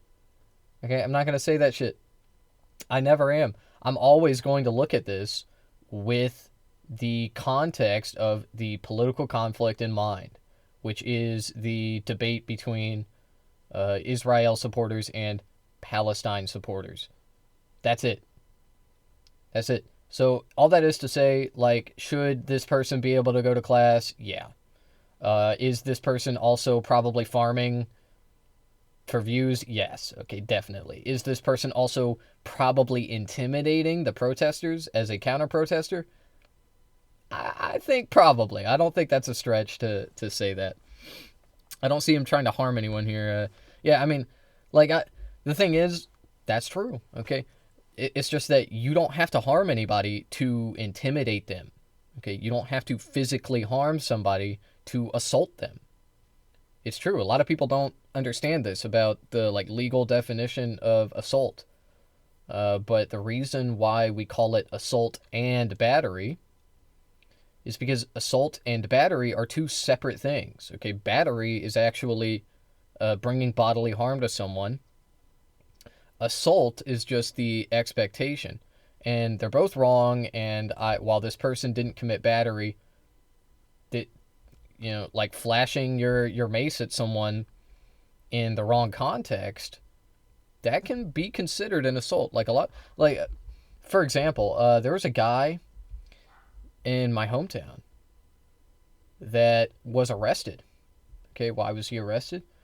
He was arrested because he got into an argument with someone at a gas station.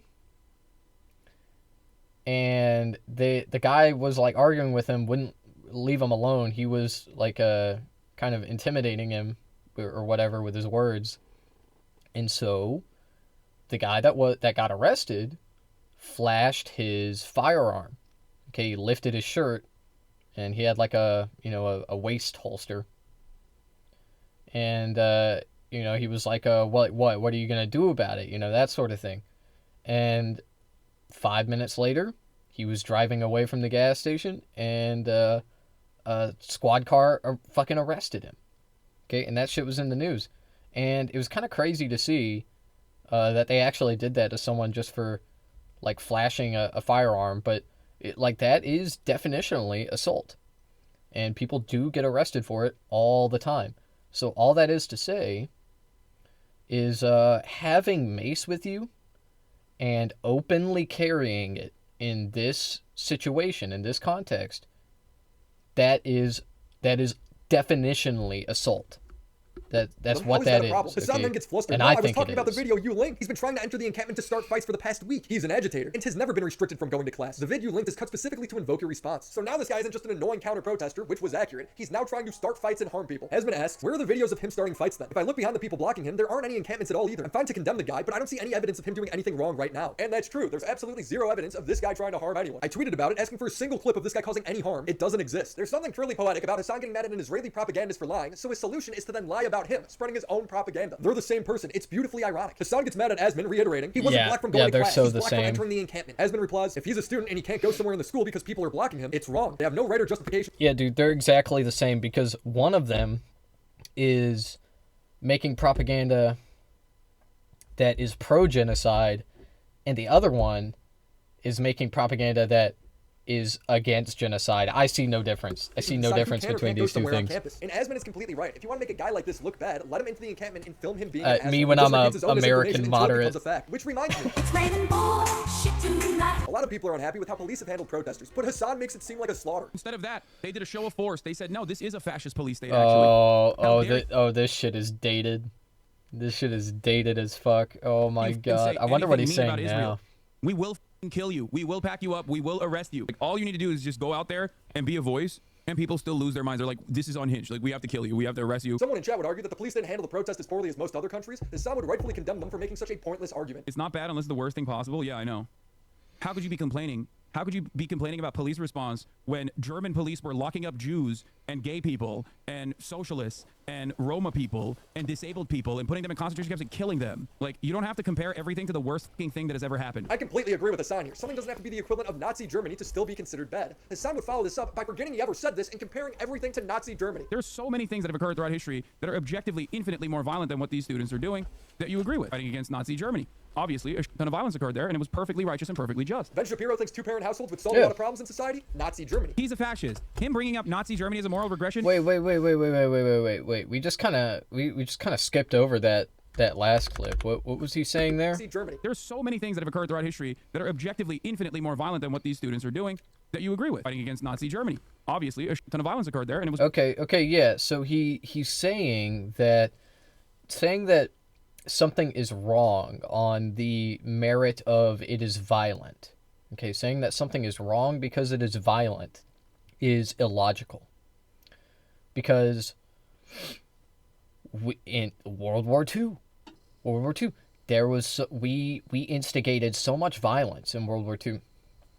America a lot of people forget that, or I should say, like, a lot of children forget this fact, okay? But, like, America didn't really fight in World War II that much, okay? We came in right at the end, basically. And the Russians kind of already had it in the bag. I mean, they lost, Western Europe, but, like, what the fuck do you expect? Okay, they were all the way on the other side. So, anyway. Yeah, so America didn't get in on World War II early, and why is that? Well, because Americans, they don't like violence, okay? They don't want to get all up in, like, don't get me wrong, America is a very violent nation. It always has been. But the people, Americans, they don't really like violence. They don't want to get involved in violence. They don't want to do all that shit unless it is necessary. Okay? So, anyway, that's why America didn't get in on World War II. But we're not going to look at that fact, that reality, and say, well, that was bad that we got in on World War II. Like, hell no. I think we're all in agreement that it was righteous, it was correct. It was World War II. Of course we got in on it. But anyway, it required violence. We had to storm the beaches, okay? Tons of people were killed, okay? Americans were killed, of course. We recognize that on like every Memorial Day. Veterans were killed, Germans were killed, Nazis were killed, okay? Like that is the reality of what happened. There was tons of violence, and it was a good thing, because what was it all for? Okay, it was for defeating the Nazis, okay? So when you look at something like that, you have to be willing to say, like, okay, well, maybe some violence is good in certain instances. Maybe it is okay. Another good example I bring up quite often is the Warsaw Jews, okay, the Warsaw Uprising. For anybody that doesn't know, there was a Jewish ghetto in Nazi Germany called Warsaw. And the Jews that occupied this ghetto, they revolted, okay? It was called the Warsaw Uprising. And they killed German citizens. I forgot the exact number, but it was well over 100. Okay, they killed over 100 German civilians. Is what I should have said, not citizens, but civilians. They stole trucks, they stole food. They harmed the German economy. Okay, they did. They caused mayhem and destruction, and they were just wild and chaotic. Okay, they were. Was that wrong? Obviously not. Obviously, nobody's going to look at that and say, like, oh yeah, what the Warsaw Jews did there was wrong. But consider this. The Warsaw Jews were categorically, undeniably, terrorist. Okay, that's what they did. They killed civilians. They robbed Nazis. They harmed the economy. They did this to terrorize the German people. Right? The Deutschen Volkes. That's why they did it. And anyway, all that is to say is, like, we give them a pass. I mean, shit, some people in America will even give the NRA a pass. Wait. My bad. I meant the IRA. Yeah. Yeah, people will give the IRA a pass. Not everybody, okay, maybe. Actually, that it's just not very well known in America, I feel like. I give them a pass, okay? But we give people like that a pass, but we cannot extend the same good faith to an organization like Hamas, which is fighting against apartheid, which is fighting against the brutalization of their people for 80 long years. And I wish people would. I wish people would be more charitable. Perfectly righteous and perfectly just. Ben Shapiro thinks two-parent households would solve a lot of problems in society. Nazi Germany. He's a fascist. Him bringing up Nazi Germany as a moral regression is an awesome point. Turn around and go, yeah, that's exactly the kind of moral regression you're advocating for in the United States of America when you want to have these like insane regressions on culture. Students blockade and push back against the police. Nazi Germany. They did a show of force. They said, no, this is a fascist police state, actually. Someone's anti-abortion. Nazi Germany. Very same government, your own local governments, for taking increasingly restrictive actions against those who want to make a medical decision, criminalizing abortion, criminalizing women's bodily autonomy in this country. When they come for you in the exact same way, do not be shocked. There's a little poem about this from Nazi Germany, as a matter of fact. Then they came for me, and there was no one left to speak out for me. Israel. Everyone who sympathizes with There their was side. no Every one left. counter-protester. Nazi Germany. Everyone knows what a Nazi is, okay? And yes, these counter-protesters are Nazis through and through. Israel is a Nazi-style state. Israel's actions are identical to the Nazi regime and the Nazi state. He gets challenged on this and doubles down. Yeah, again, how is this wrong? How is this wrong? Like, okay, all right, you're showing me how Hassan says that things are like Nazi Germany. I mean, he doesn't say everything is like Nazi Germany. Obviously, not everything can be like Nazi Germany. That can't be. But lots of things are, especially in our society. And people wonder, why do these leftists think that America is Nazi Germany? Why? Why do they think that? And like, what I want to tell them is we're not like the Nazis. The Nazis were like us. Okay? They modeled, and I'm so serious, man. They took at the darkest moments in our country's history. Okay, I'm talking chattel slavery. I'm talking Jim Crow, segregation. And they modeled their fascist society, their vision of fascism after that. Okay, they said, damn, I really like how the Americans do segregation in Jim Crow. Damn, I really like how the Americans did, what's it called? I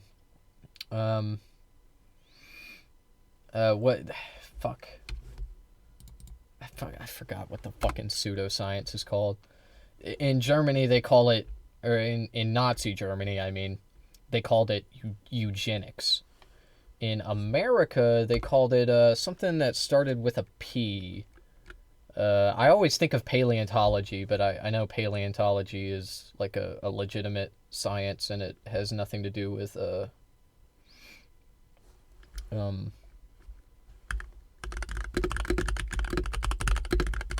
racism.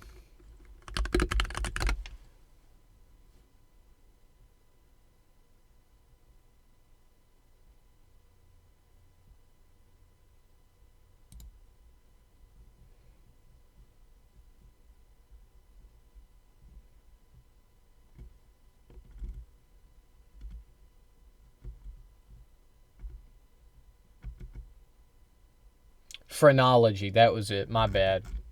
I was trying to think of the word. Yeah, I gotta have this shit memorized, dude. I gotta have all the racism shit memorized, or I'm gonna get caught lacking. God, this shit is so fucking crazy.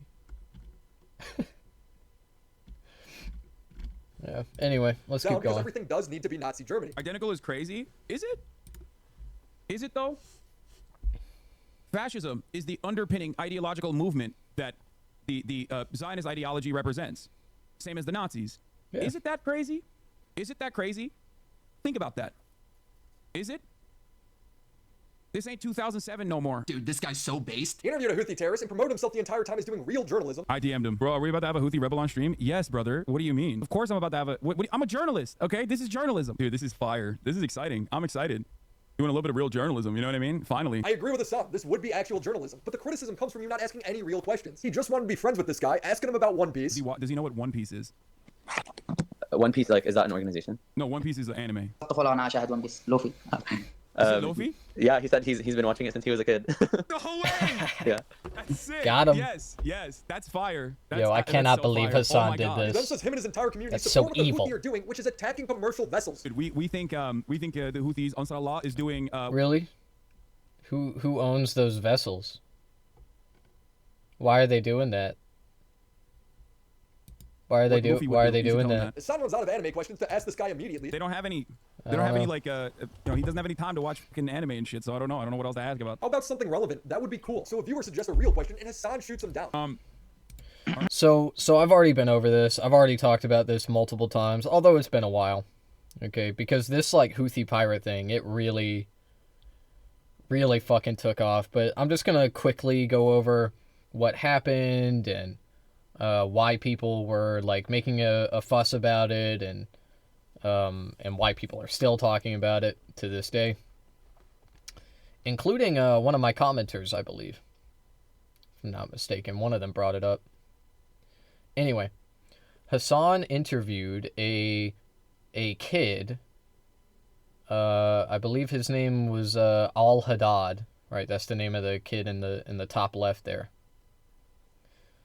And this is a Yemeni, or not. I called him a kid. Okay, he's a 19-year-old. Okay, so this young adult Yemeni person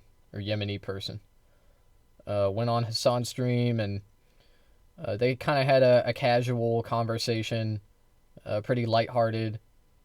Hassan asked him about his involvement in the Houthis, and the person, the guy, explained that he was involved in like raiding a ship, and that he was interacting with the hostages.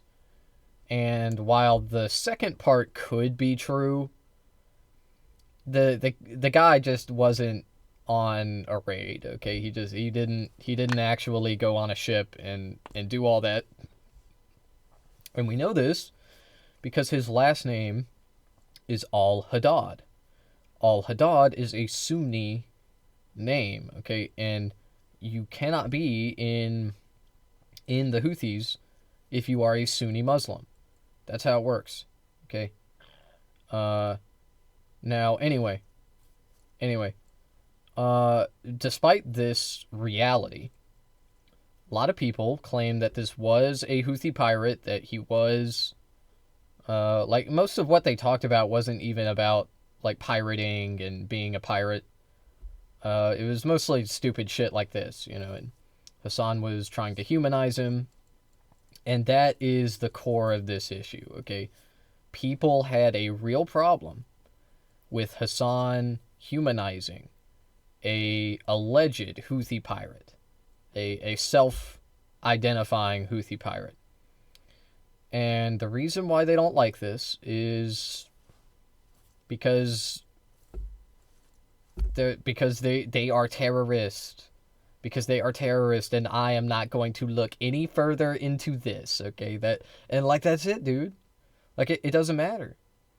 It doesn't matter. He's a Houthi, he's a terrorist. That's it. You can't talk to him.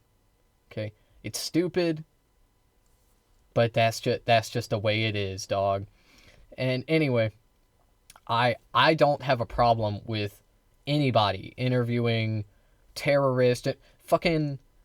Look, Hassan did not support the Houthis by making this video. He acknowledges that the Houthis are fighting against Israel, and they are one of the only forces fighting against Israel. That doesn't mean that they're perfect. That doesn't mean that they don't, do atrocious things. I think that the allegations of slavery and child marriage, I haven't seen enough evidence to conclude if those allegations are true. But even if they are, that reality isn't changing. Okay, they are fighting against Israel, and they are the only force fighting Israel other than Hamas, obviously. So, anyway, again, they're not perfect. I condemn them. Blah blah blah. But you know that reality just isn't changing. Okay. And that's why people don't like it. Okay, they are fighting against Israel, and at the end of the day, that is bad for like Western influence. That is bad for Western interest. So anyway. Okay, what I want to ask? What else do I want to ask? So like, I mean, he's ask him if he would stop going on boats if Israel stops the genocide. I mean, yeah, he's gonna say yes, chat. What are you talking about? Those are like dumbass questions. Has he ever had like Western food? How is that a better question? It is the biggest Glaze session I've ever seen. What does he have to say to dumbasses that consider him to be a terrorist? What does he think about that? That's my question. I just banned one of those stupid fuckers in the chat just now. She says, who are they? Just dumbasses. Wow, this is so impartial. I made a whole video addressing how historically terrible this video is, even by Hassan standards. Feel free to check it out. But the point is, he was really proud of it, comparing his anime questions to legitimate journalists who provided alternative perspectives. It's kind of like the stage narrative is throwing about the humanization of Arabs. Yes, 100%. Journalists sat down with actual ISIS members for interviews. The people talking about exactly. There's no way that you can. That's true. Say Not that just it's ISIS. Not appropriate. Okay? Fucking ABC News. I almost said MSNBC. ABC News interviewed Osama bin Laden.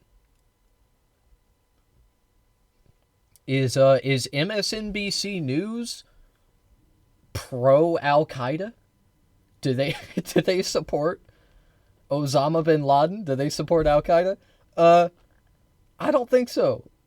And for some reason, nobody was saying that when MSNBC interviewed Osama bin Laden. But they are saying that about Hassan interviewing a 19-year-old kid from Yemen who has known nothing but death and destruction from America since the ripe age of like 3 months old. Anyway. That's what the media does. You can interview whoever the fuck you want, okay? The idea that you can't do that is ridiculous. So that's, that is just journalism. People have literally interviewed Osama bin Laden, okay? People are not mad that you interviewed him. It's how you did it. Hassan would get so much pushback for this, he'd revert to the Hassan classic, imply that everyone's racist. The problem is not that you interviewed him, it's how you interviewed him. Gave me chicken and waffles with the Nazi vibes. That's great. That's a great question, or that's a great point to raise here. Except, this person is not a Nazi in the United States of America. He's not a Nazi in Yemen either. You are suspecting him of being that because you're primed into assuming that this 19-year-old is straight up a Nazi. He's giving you Nazi vibes, I guess. Yeah, bro, I wonder why. I can't do anything to help you sort out your own internal biases that makes you feel like this is not a good thing, this is a bad thing. See, but when he was responding to this, none of that was public knowledge yet. I mean, you can talk about the Houthi flag or whatever, and that's where this is going. But if you want to talk about the kid's online footprint, that wasn't until after that clip, I'm pretty sure. But yeah, anyway, now we're going to talk about the Houthi flag, which says, oh yeah, God is the greatest, death to America, death to Israel, curse upon the Jews, victory to Islam. Okay, and this is the real flag. This is what it says. Okay. I feel like I've said enough about the Houthis already, so I'm gonna spare you the spiel again. Okay, they're not perfect, blah blah blah. Just keep in mind what I said earlier. I mean, these guys are the only active resistance against Israel outside of Israel. An organization That's whose flag says death to Israel, death to the United States, a curse upon the Jews. Hassan's gotten so much heat for this, he's now rewriting history, acting like the guy was never a Houthi. I had a random teenager from Yemen on this broadcast, and these dipshits literally kept saying he's an anti-Semitic. Yeah, that's not rewriting history. That's just honest reality. That's just analyzing the situation for what it is. The kid just wasn't a Houthi. What do you want? What do you want from us, man? I don't know. Homophobic, gay people executing terrorist Houthi who killed probably a bunch of fucking sailors. Random fucking Yemeni teenager who in the interview said he's not anti-Semitic, that he's totally on board with anti-Zionist Jews, which was shocking for him to even learn about. Hassan, if he thinks all Jews are Zionists and he didn't know that others existed, doesn't that mean he hates all Jews? Not a militant, and literally said he was not Houthi. He didn't say he wasn't part of the Houthi. He was very vague because he's clearly been media trained, which Hassan pointed out. As far as the Ansar Allah militancy goes, as far as the standing military goes, I don't know if he is allowed to speak on this. I don't know if he's actually a part of the groups at all, or just simply a TikToker. You know what I mean? I don't know how to ask that in the best way possible, though. Yeah, I feel like we can ask it pretty directly. His answer is he's a Yemeni who stands with Palestine. Okay. He says that he's not Shiite or Sunni. He's just a Yemeni Muslim. Oh, okay. That's interesting. I mean, so one thing that you need to understand about Yemeni people, and I've said this before as well, is people have accused me of saying that they're dumb. Okay, that they're stupid. And the reason that they accused me of this is because I said multiple times in a debate, and I think in a response video or two, in several videos, Ja3starr claimed that Yemeni people are uneducated. Okay? And that's not the same thing as calling them stupid. It's not. People in my country are uneducated.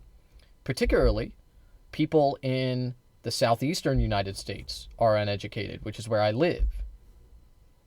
Okay, people are highly uneducated here, but they're not stupid. Okay, they're not dumb. They may seem stupid on like a surface level because their vocabulary is small, because they lack robust critical thinking skills. But anyway, they are capable of reason and blah blah blah, and like people be smart. Okay, people be smart even when they seem dumb. So anyway, this Yemeni kid was ignorant of the fact that there are Jewish people who are anti-Zionist. Okay? And the reason he was ignorant of this is because he lives next to Israel. He lives next to them. Okay? The same country that, soldiers will carve the Star of David into the foreheads of, like, random fucking teenagers. Yeah. Yeah, dude.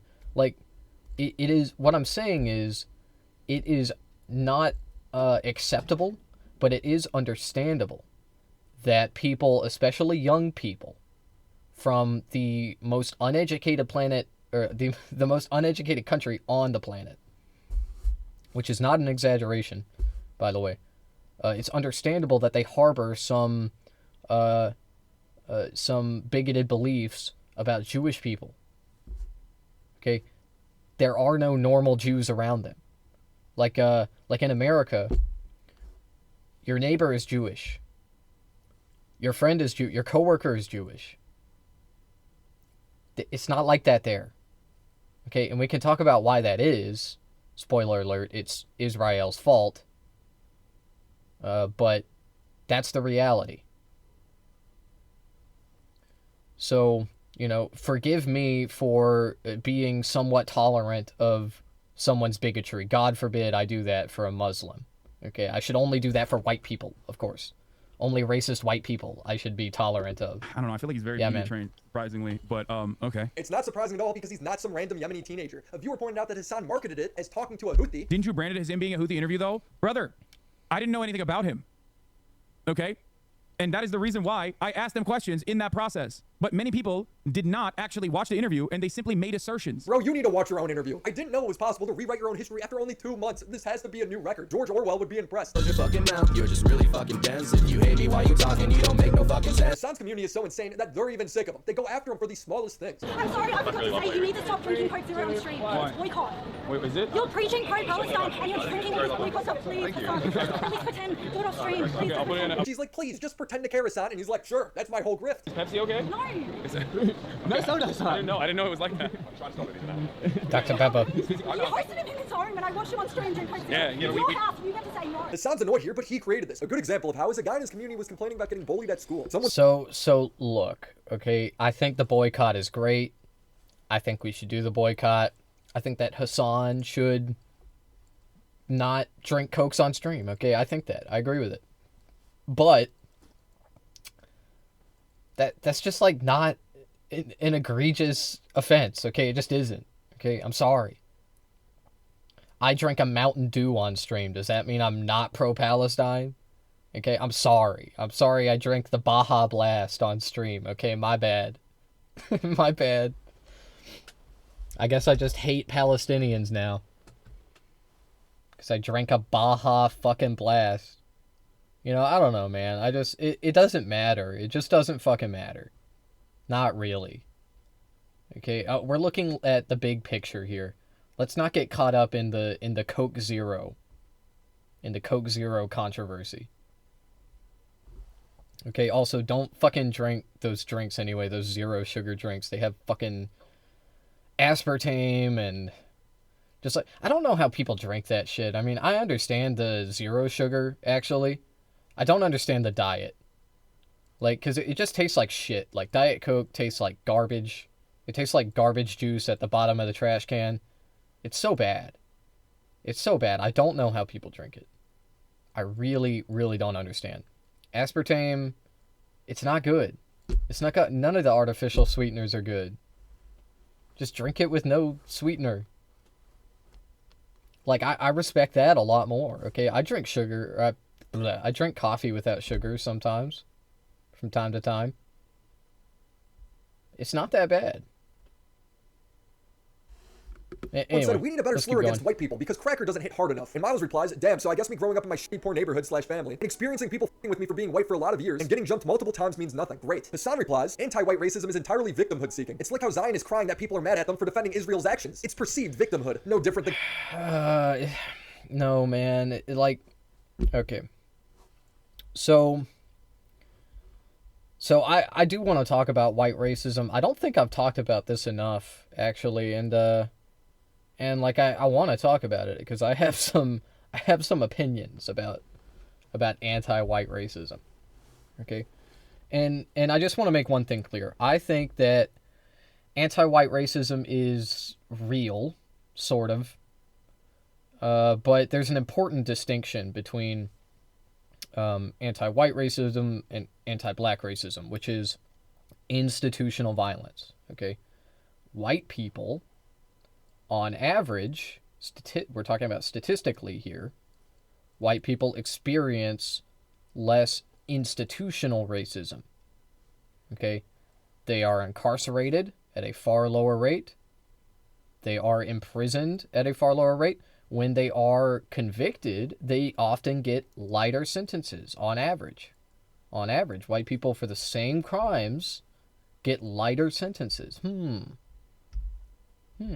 And that's not even talking, we haven't even started talking about the spawn point of white people versus black people on average, which is black people are born into abject poverty and white people for the most part are not. Okay, now, that being said, with that out of the way, white people, the anti-white racism, it does happen. Okay, it does happen, but it's not the same thing as anti-black racism, and it's not as egregious. Okay, and the reason for it not being as egregious is because there is no upholding of institutional racism. So, what that means is, when a black person is like, I hate white people, I think white people are inferior, okay, we can talk about why they're saying that and what those reasons are, and that's what a lot of leftists will do. That's what they'll start saying. They'll be like, well, you know, the black people, they got all the problems, and so they are racist against white people because of all of their problems. And I don't disagree with that, okay? But that's not the argument I'm going to make here. Okay? No. You see, while that is true, black people, their racism does not uphold the institutional violence, okay? Like, in the same way when a white person says casual racism, or even they get a little more hardcore with it, like, that kind of rhetoric upholds the existing institutions, which exist to keep the hierarchy, right, the social hierarchy, static. Okay? So, what I'm explaining here, there's something else you need to understand, which is that policing exists to, like I just said, keep the social hierarchy from shifting or from collapsing. Okay, this is why Most of our laws revolve around protecting the assets of rich people, protecting their private property, okay? And this is also why police target poor people, okay? But poor people be committing crimes.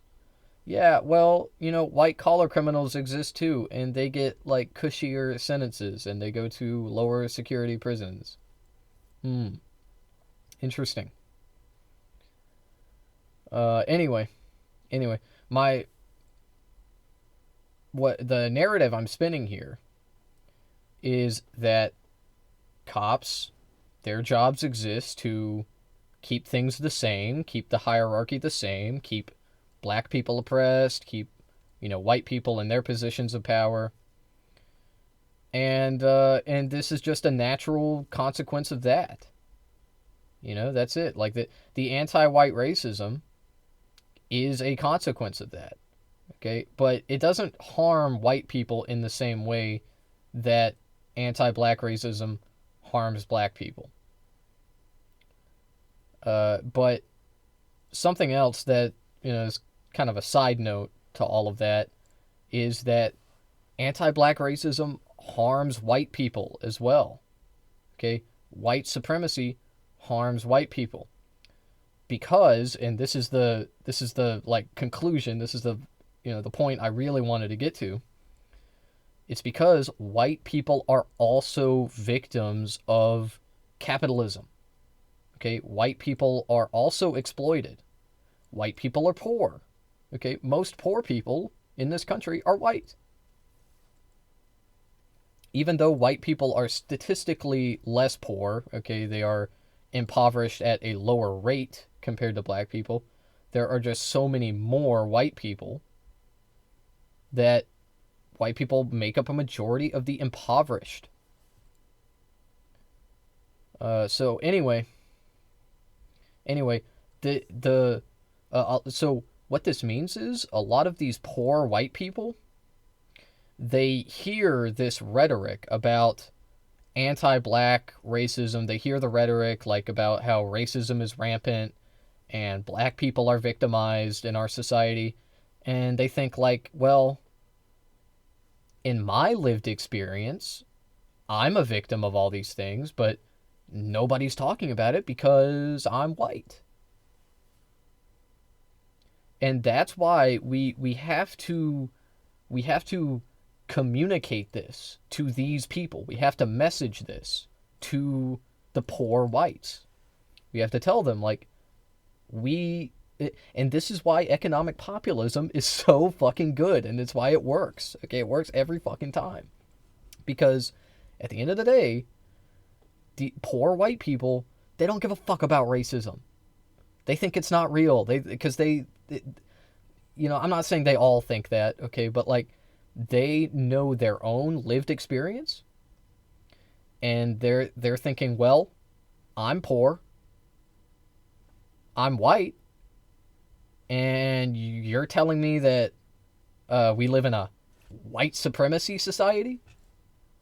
Well, that doesn't sound right. Like, if we were doing a white supremacy, wouldn't I be successful? And the answer is obviously no. That's not what that means.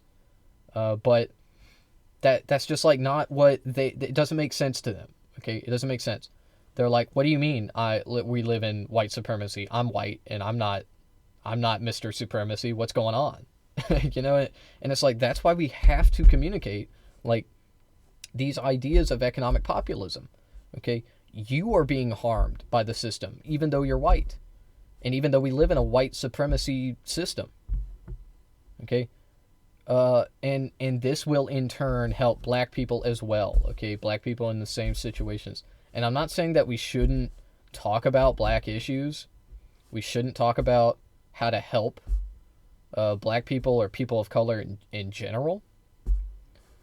But like, economic populism works. It works, man. I'm just saying, it gets you in office. So like, we should be focusing on those economic policies. And then when you get into office, then we can start talking about helping people of color specifically over white people. Then we can talk about reparations. then we can talk about like community initiatives. But when you're on the campaign trail, do economic populism. And lastly, and I really want to drive this home, if you run on an economic populist platform, you have to keep your campaign promises. It is imperative. If you are Zoran Mamdani and you're saying, I want, state-run grocery stores, God damn it, you need to make state-run grocery stores. That's what you need to do. Complaining that you were slighted at a gay bar for being a heterosexual. If you're getting jumped and called slurs, that's a little bit more than just being slighted, right? Miles responds, am I just a stupid victim when I say that I don't like getting jumped for being a white 14-year-old at my high school? I got shit for the color of my skin almost every day. Hassan shows no sympathy. Dude got bullied in high school and thinks that reverse racism is real. Can't make this up. My man thinks racial discrimination is simply mean words that hurts my feelings and not an entire system designed to keep a whole ass group subjected. In the mean That's true, and that is basically what I was just describing. Now, at the same time, as much of a Hassan defender as I am, I don't think this is how you should approach an individual that is saying these things to you. And it's unlike Hassan, okay? Not because, like, he's so nice and kind or whatever, but because he's always talking about charitability and how it's important to be charitable. And here he is kind of taking, not the least charitable interpretation of what this 14-year-old is saying to him, but definitely not the most charitable. Definitely not. So what I would have said instead is, like, I understand that your, like, lived experience is, hard, and you are a white person, and you're surrounded by people who look different from you, and they're reminding you of that all the time. But, like, that doesn't change the reality. That doesn't change the reality of the directional violence of our institutions. Directional being who it is targeting. Okay, who is it targeting? It is targeting black people. It is targeting black communities, people of color.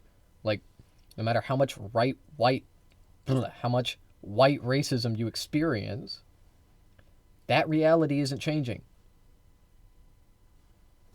Anyway. Words are secondary to the perceived grievance. It's a fundamental misunderstanding of racism in the way that we conceptualize it. How's this dude ever accuse anyone else of being a debate pedophile when he's saying stuff like this? This poor guy's just like, yeah, I don't think we should promote using slurs. And Hassan's response is, ever hear of systemic racism? The entire Discord would dunk on this guy. You gotta love the logic of these people. This guy getting bullied for his race isn't racism. You guys have to hang out with regular people. It's no wonder Hassan's sitting there crying, wondering why all the normies left. His viewership falls off when he's not talking about politics. And it's gotten to Hassan, venting in Discord. I don't know, this was a space to convert normies to our politics and people who could enjoy and many of you became like weirdos who don't see that as an important part of the project because you associate leftism with being an annoying douchebag who hates fun. I hate how much people literally despise any kind of fun content. We killed all the normies. Everyone is brain broken and only wants politics. I hate what my community is becoming. I'm done. I hate this job. I'm not streaming today. Well deserved. You did it to yourself. Another thing I find funny is Hassan will make it a point to mock Destiny for doing research. He did all that reading to scour talking points and still got owned. I find that to be hilarious. That my man did hours and hours of reading on stream and still is a, one, genocide defender, and two, that's true, did a phenomenally bad job. Bro, if you're so knowledgeable, then talk to him. Engage with his points. He just does the classic Hassan and calls him pro-genocide. It doesn't even mean anything anymore. Yeah. So Hassan has to debate everybody that he disagrees with? Why? Why? I don't think you understand, man. Debates are not about arriving at the truth. Okay? They never have been. That's not what it is. Debates are sport. They are entertainment. Okay, they are. They are. And many, many times people win debates and they're not the arbiters of truth, okay? Like you, what I'm saying is you don't have to be right to win a debate. I have an anecdotal experience to back this up, okay? I was in debate club in high school. I've talked about this before. My very first debate, I was wrong. I knew I was wrong. I knew I was. I still won. Okay, I remember what we were debating on. It was on animal experimentation. Okay, experimenting on animals. I was for it. I was pro animal experimentation. Now, if you don't know, if you don't know about this, I don't blame you. because it is pretty horrifying. We test products on animals, and oftentimes they suffer immensely because of it. This is just normal, and there are pros and cons to it. Okay, I know people are going to be like, well, you know, it's to protect people, and I mean, I know. Okay, that's not really what it's for. Okay, really, what it's for is the reason we experiment on animals so heavily is to push products to consumers faster. Okay, it's to get results and push it on to consumers. We make sure it is reasonably safe for people, and then we start selling it to them. And we cross our fingers. And if it starts hurting people, then we take it off the shelves. Okay, that's how it works. Okay, animal experimentation, it doesn't always give you a clear idea of what it will do to humans, of course. Of course. Anyway, there at the time, and it's gotten better, is my understanding. Maybe under this current administration, I don't know, but like there's been more regulation around animal experimentation, and like cruelty-free practices. But at the time, it was relatively unregulated, and there was a lot of fuck shit going on with with it, like animal experiments. Okay, and anyway, I'm not like a big animal lover. I don't really give a fuck. My point is that I think I was wrong in that debate. Okay, but I thought that at the time. But I didn't care. I didn't care because it's not about being right. It's about winning. That's what debates are about. It's about fucking winning. Okay, you like, you know, I do it again too if I, you know, felt like it. If I were like if I just like really wanted to debate, then yeah, I'd play devil's advocate. That's what you do.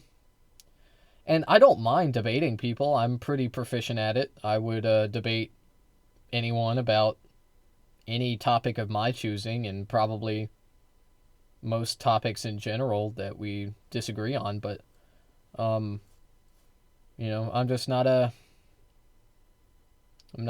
I acknowledge what debate is, and that it's not what a lot of people think it is. Okay, it's just not.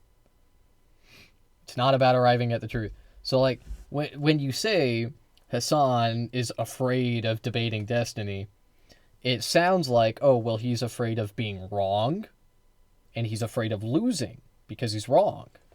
Okay? But as I just explained, that's not really how debates work. Okay? You can still win in a debate and not be wrong. So the next, you know, logical step here is, okay, well, Hassan thinks he will lose the debate, not because he's wrong, but because he's worse at debating than Destiny. And I don't think this is the case either. Okay, number one, because I think Destiny is bad at debating. Okay, and I know that this is counterintuitive. Okay, you see Destiny's content, and he's all about debating and like conversating, and you think, well, he must be good at debating. Okay, but I don't think this. I suspect. I don't think I've ever heard him say this, but I suspect Hassan doesn't really find him to be a very good debater either.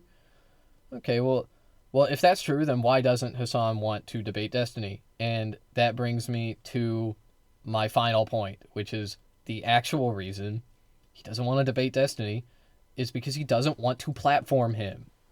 He does not want to put him in front of his much larger audience. That's the way it's always been, okay? And it's only gotten worse. Like, Destiny, since this video was uploaded, Destiny has only fallen off harder. So it's even less likely now that Hassan would debate him. Not that it was ever that likely to begin with. Because why would you want to debate a person as stinky and smelly as Destiny?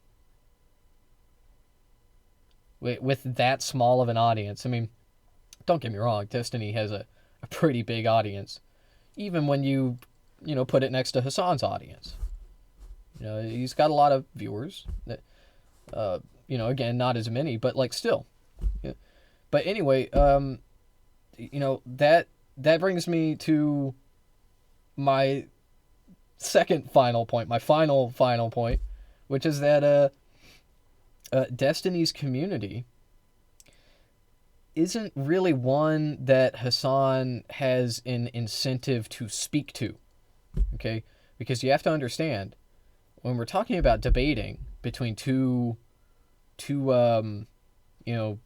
commentators, between two content creators, okay, you have to think about their audience, okay? Because Hassan goes on Destiny's stream and debates him.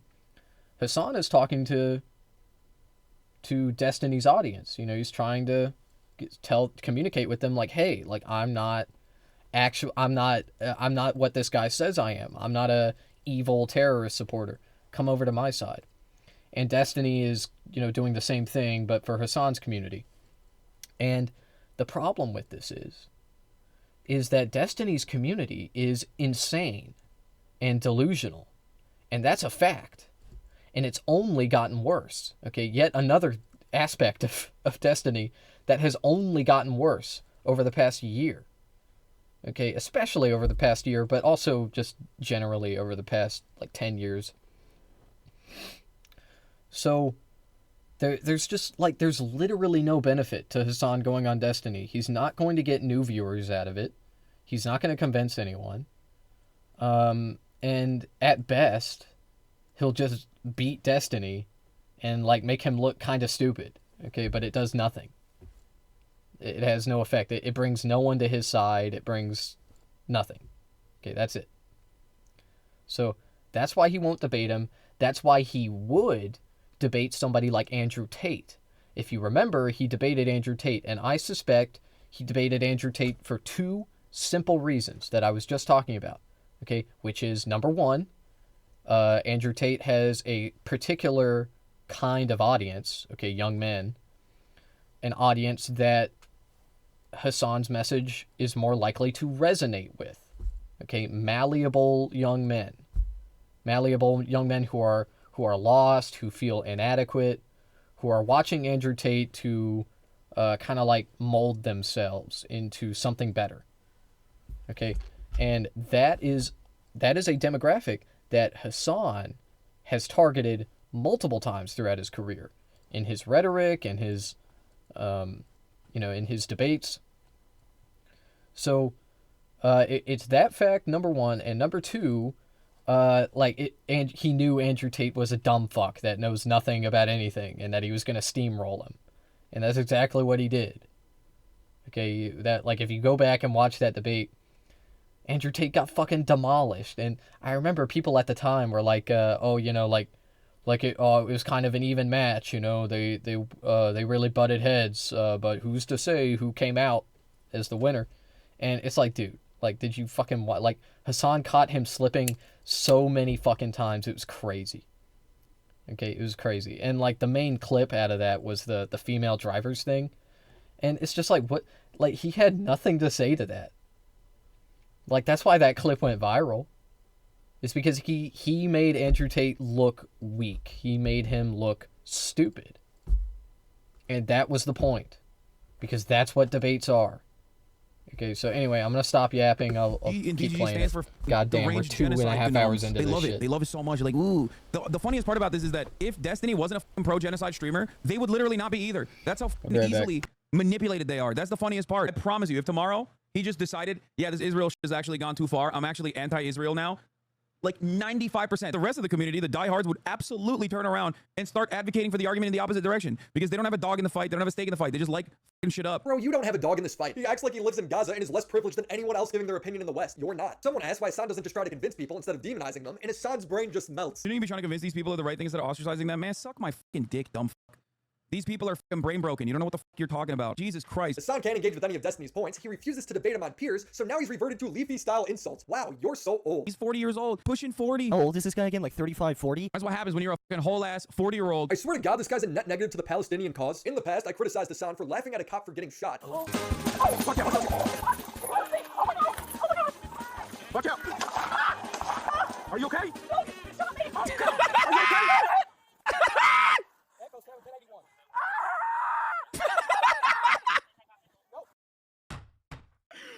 Well, he's finally responded to it, doubling down. No remorse, no surprise. Remember, this guy's a humanitarian.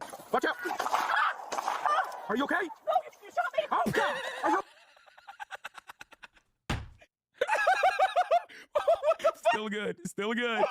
Yo, that still bangs, dude. Yo, that's funny as. Hassan loves to push the narrative to his audience that all criticism made towards him is invalid because I'm a drama farmer. Link them to this timestamp. If I'm able to farm you for entirely new mistakes you make month after month, whether it's misreporting a hospital bombing. Israeli military said it did not have any details on the reported bombing. Fuck you. Fuck you, dude. Why are you?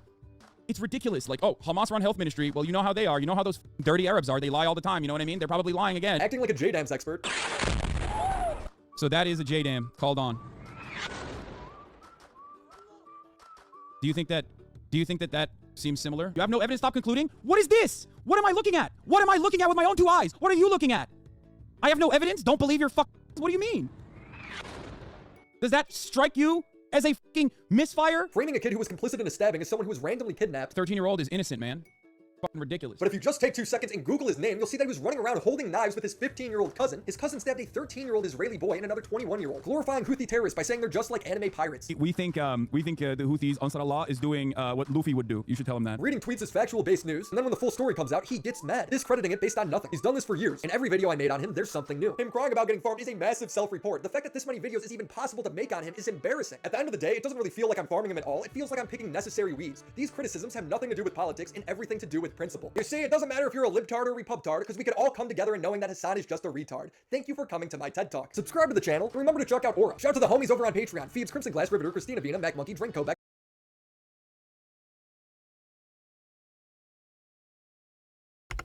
Sorry for pausing it, but he said a few things there that I wanted to respond to. I didn't really get the chance. It's So ridiculous. let's Like, run it back. Hamas run health ministry. Well, you know how they are. You know how those dirty Arabs are. They lie all the time. You know what I mean? They're probably lying again. Acting like a JDAMS expert. So that is a JDAM called on. Do you think that that seems similar? You have no evidence. Stop concluding. What is this? Yeah, I mean, Hassan is not a a weapons expert, a military weapons expert. I know. Okay, and he was working with limited information. Now, look, why is it relevant if it was a JDAM? And the answer to that is a question of whether or not they were targeting civilians or not. Now, whether or not they were using a JDAM, they were still bombing a hospital. Like, I understand that a JDAM being used would make it considerably more damning, and maybe that's why he's saying it. Or maybe he's saying it because he knows that Israel doesn't give a fuck about civilian casualties. Because they don't. That's why they're bombing a fucking hospital. They don't care, man. Like, Jesus, man, what the fuck are we talking about? In the year of our Lord, in 2025. This is just crazy. It's just crazy. Anyway, let's keep going. What am I looking at? What am I looking at with my own two eyes? What are you looking this at? is 2024. I have no evidence. Don't believe your fuck. What do you mean? Does that strike you as a fucking misfire? Framing a kid who was complicit in a stabbing as someone who was randomly kidnapped. 13-year-old is innocent, man. Fucking ridiculous. But if you just take 2 seconds and Google his name, you'll see that he was running around holding knives with his 15-year-old cousin. His cousin stabbed a 13-year-old Israeli boy and another 21-year-old, glorifying Houthi terrorists by saying they're just like anime pirates. We think the Houthis, Ansar Allah, is doing what Luffy would do. You should tell him that. Reading tweets is factual-based news, and then when the full story... Yeah, so I think he was talking about the Houthi pirate that they had on, Rashid al-Haddad. And, again, like, this is a kid, not a kid, this is a young adult from Yemen. Now, something that I would like to describe here that I think a lot of people don't understand, came and watched a little bit, and so far you've said someone having mace on their person for protection is the equivalent of someone threatening someone by flashing an actual gun. I didn't say it was completely equivalent. They're two different things. My point was that, like, you know, showing off, you know, something that a device or a tool that you can use to harm someone can be considered assault. And in most states it is. Now, this might not be true with mace, specifically in many states, but like it's a self-defense weapon that he was making very clear on his person. And I think that is kind of a threat, don't you? Claiming the man is trying to intimidate the students, ignoring the clear as day intimidation happening to him. Holy cow, talk about victim blaming. Also claimed that Israel is the most to gain from Hamas taking hostages on October 7th. Holy cow, do you not disappoint? You are actually a lolcow, LMAO. I somewhat disagree with the lolcow status.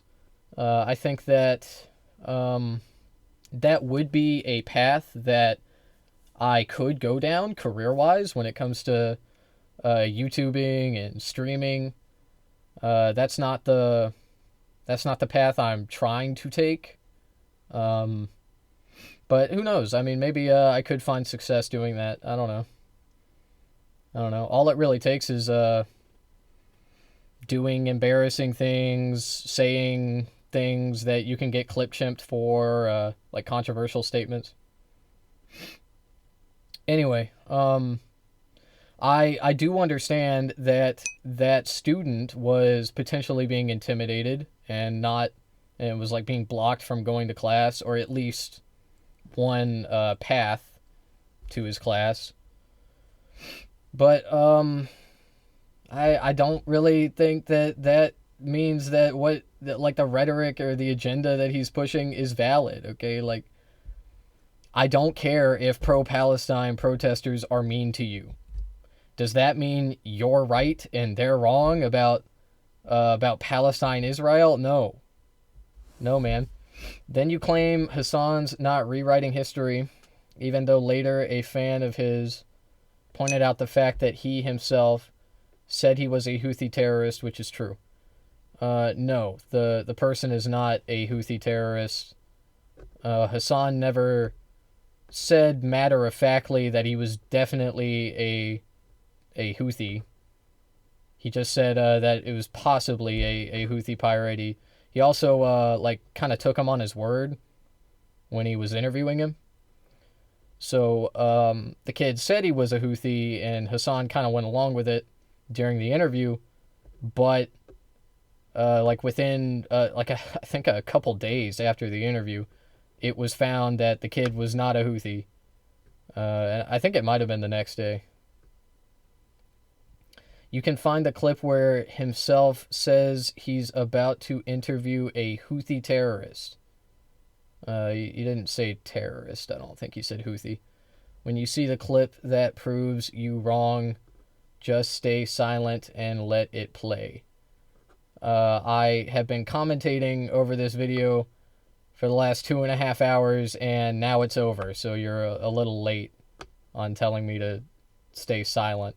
Okay, I turned a 52-minute video into 2.5 hours of coverage. But anyway, I talked about every single little fucking thing that was brought up in this video. I dissected pretty much every talking point, and that's why it took so long. But not only is the kid not a Houthi, but Hassan could not have known that, as a matter of fact, when he was interviewing him. So, and it turns out he wasn't. And even if he was a Houthi, even if the kid was an actual Houthi, it would not be wrong to interview him. It's called journalism, bro. Was it wrong for ABC News to interview Osama bin Laden? I don't think so. I'll say the smart Hassan fan are at least self-aware enough to just say no one's perfect and support him anyways and not come up with these crazy defenses. You really don't disappoint, LMAO. Yeah, man. I think Hassan makes mistakes. I think I was talking earlier about how he like I make similar mistakes, okay? He plays fast and loose with his words sometimes. He streams for many hours a day, every single day. And he says stupid stuff sometimes. I don't think he's a particularly smart person. I think he is an effective propagandist.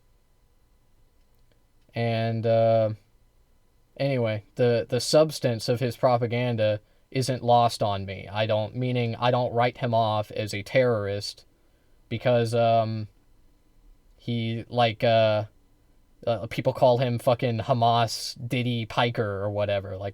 It doesn't fucking matter, man. Doesn't matter. He is correct in like 99.99% of his takes, and when in the small instances where he does say something incorrect or could be misconstrued as incorrect, he will clarify. He will talk about it. And the reason he does that is because he has to. Because 24/7 people will dogpile him all day over it. Okay? Like literally any little ground that the anti-Hassan brigade can, any ground that they can take, they will. And this video is a prime example of that. Like, most of this shit is just stupid. It's just dumb drama, taken out of context shit. The few things that Hassan did say that were, like, incorrect, factually or otherwise, he came out and addressed it. And set the record straight. Like, I don't know what else you want. What else do you want from him, bro? I don't get it. Give me something that I didn't address in this video that actually, like, is a convincing argument which supports your narrative that Hassan is a terrorist supporter, that he loves terrorism, blah, blah, blah, blah, blah, whatever. Whatever your fucking rhetoric is, I don't know. Story comes out, he gets mad, discrediting it based on nothing. He's done this for years. In every video I made on him, there's something new. Him crying about getting farmed is a massive self-report. The fact that this many videos is even possible to make on him is embarrassing. At the end of the day, it doesn't really feel like I'm farming him at all. It feels like I'm picking necessary weeds. These criticisms have nothing to do with politics and everything to do with principle. You see, it doesn't matter if you're a libtard or repubtard, because we can all come together in knowing that Hassan is just a retard. Thank you for coming to my TED Talk. Subscribe to the channel, and remember to check out Aura. Shout out to the homies over on Patreon, feeds Crimson Glass. You're welcome, bruh.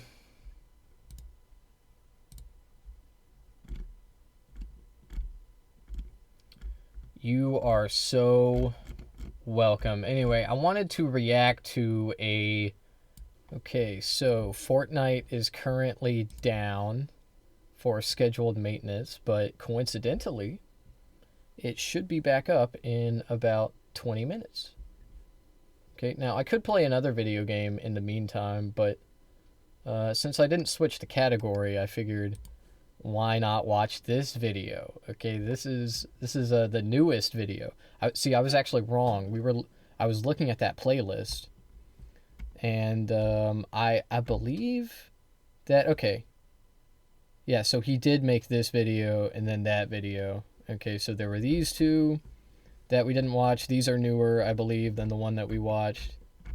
This is the one that we watched right here. Sana's a horrible person. These don't have nearly as many views, though.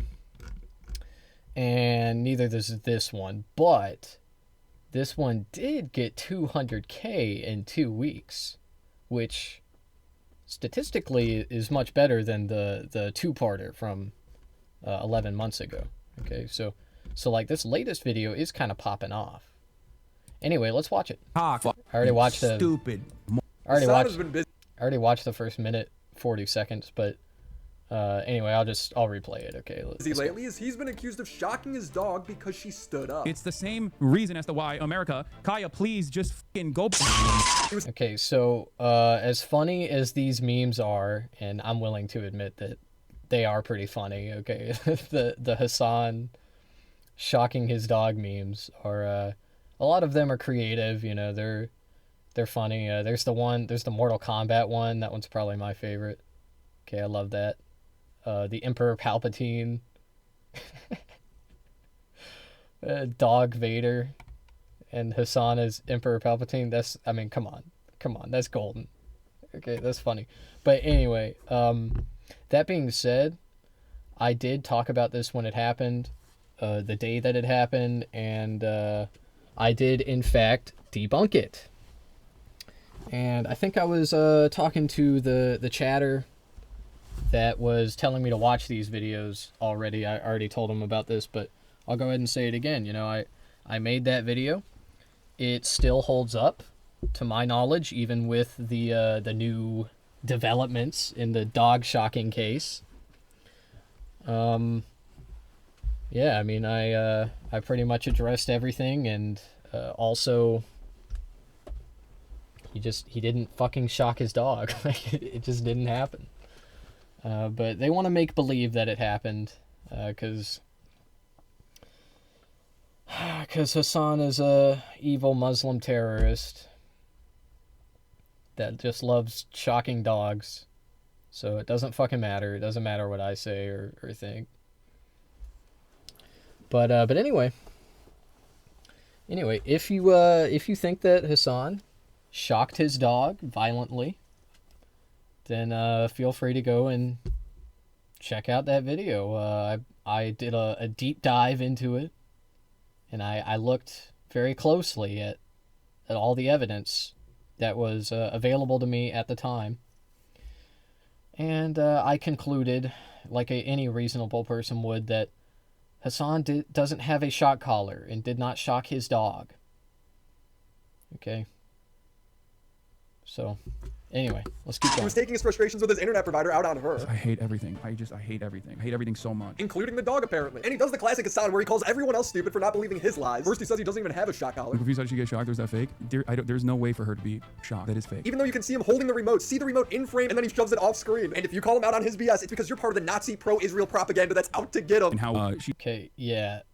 So I talked about the remote as well, although that clip, while it was available, it wasn't really circulating yet. People hadn't found it.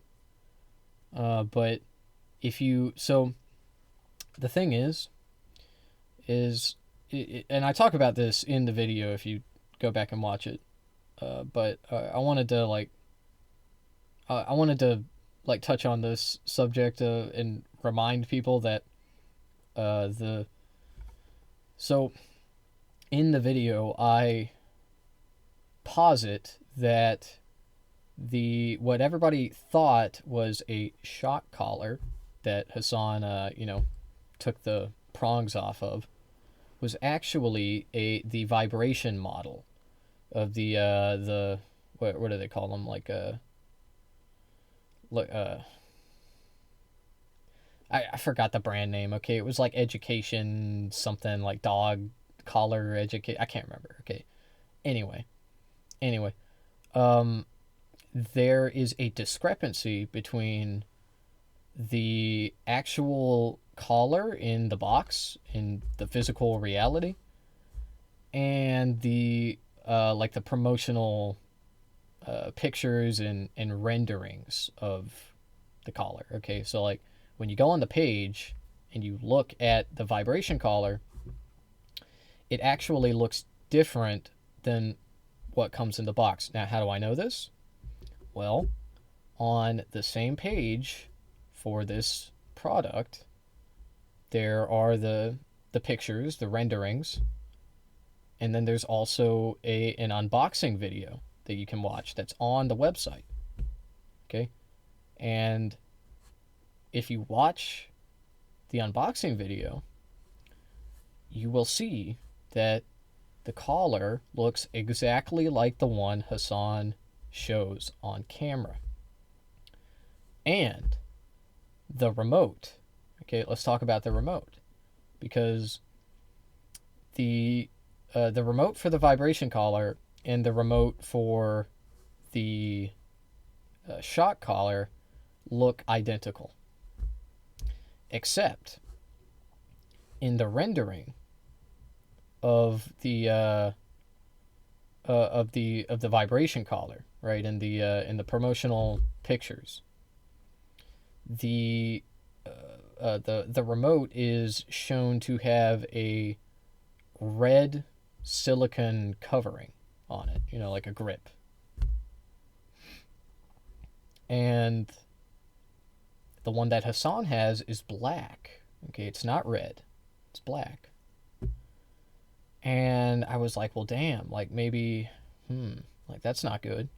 But then I went back and I looked at the unboxing video again, and the remote was black.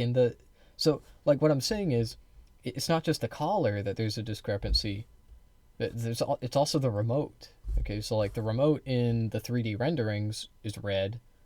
When it comes out of the box, though, in that unboxing video, it's black. So it's just like there's multiple things here that are, all there's like moving parts to this drama or whatever you want to call it, that makes it extra confusing. But anyway, it is what it is, okay? If you think that Hassan is an evil dog shocker, then I'm probably not going to convince you, but go watch the video anyway. She's getting fucking blasted or whatever on a regular basis by some neo-Nazis who are speculating on the internet. What the do you want me to say? What do you mean discredit Charlie? He doesn't just do this over the dog. It's every time someone doesn't agree with everything he has to say. Black viewers want to vote for a different mayor in New York? Well, they're idiots. Hassan knows best. There's a sense of pride around, like, objectively voting for... Well, yeah, he has opinions. He is a political commentator, and he doesn't care what the color of your skin is, okay? Not really. Not that it doesn't matter at all, but, like, obviously there are like material consequences to being black or being white, and Hassan recognizes that, but you can't use your identity to say, well, like, actually I'm black and I'm voting for this candidate and you should just like agree with me because I'm black. It's like, it doesn't work that way, man. Like, it doesn't work that way. So, I don't even know what you're trying to say here. Like, are you saying he's a hypocrite? Are you saying that, like random black people on the internet know better than Hassan? I mean, maybe. Maybe, I'm not gonna lie, but, like, I don't know. Like, he just has an opinion that's different from like, whoever the fuck. And he's just like saying like, oh yeah, well, I don't care about your identity. I disagree with you, and like, we can talk to each other about it. Like, there's nothing wrong with that. Like, what the fuck are you even saying, man? I do not understand. Candidate possible for the black voting bloc. I don't understand. You don't get it, sweetie. You're not black. You don't understand. We love voting for fucking unpopular candidates. It's not exactly the fucking win you want. Jesus Christ.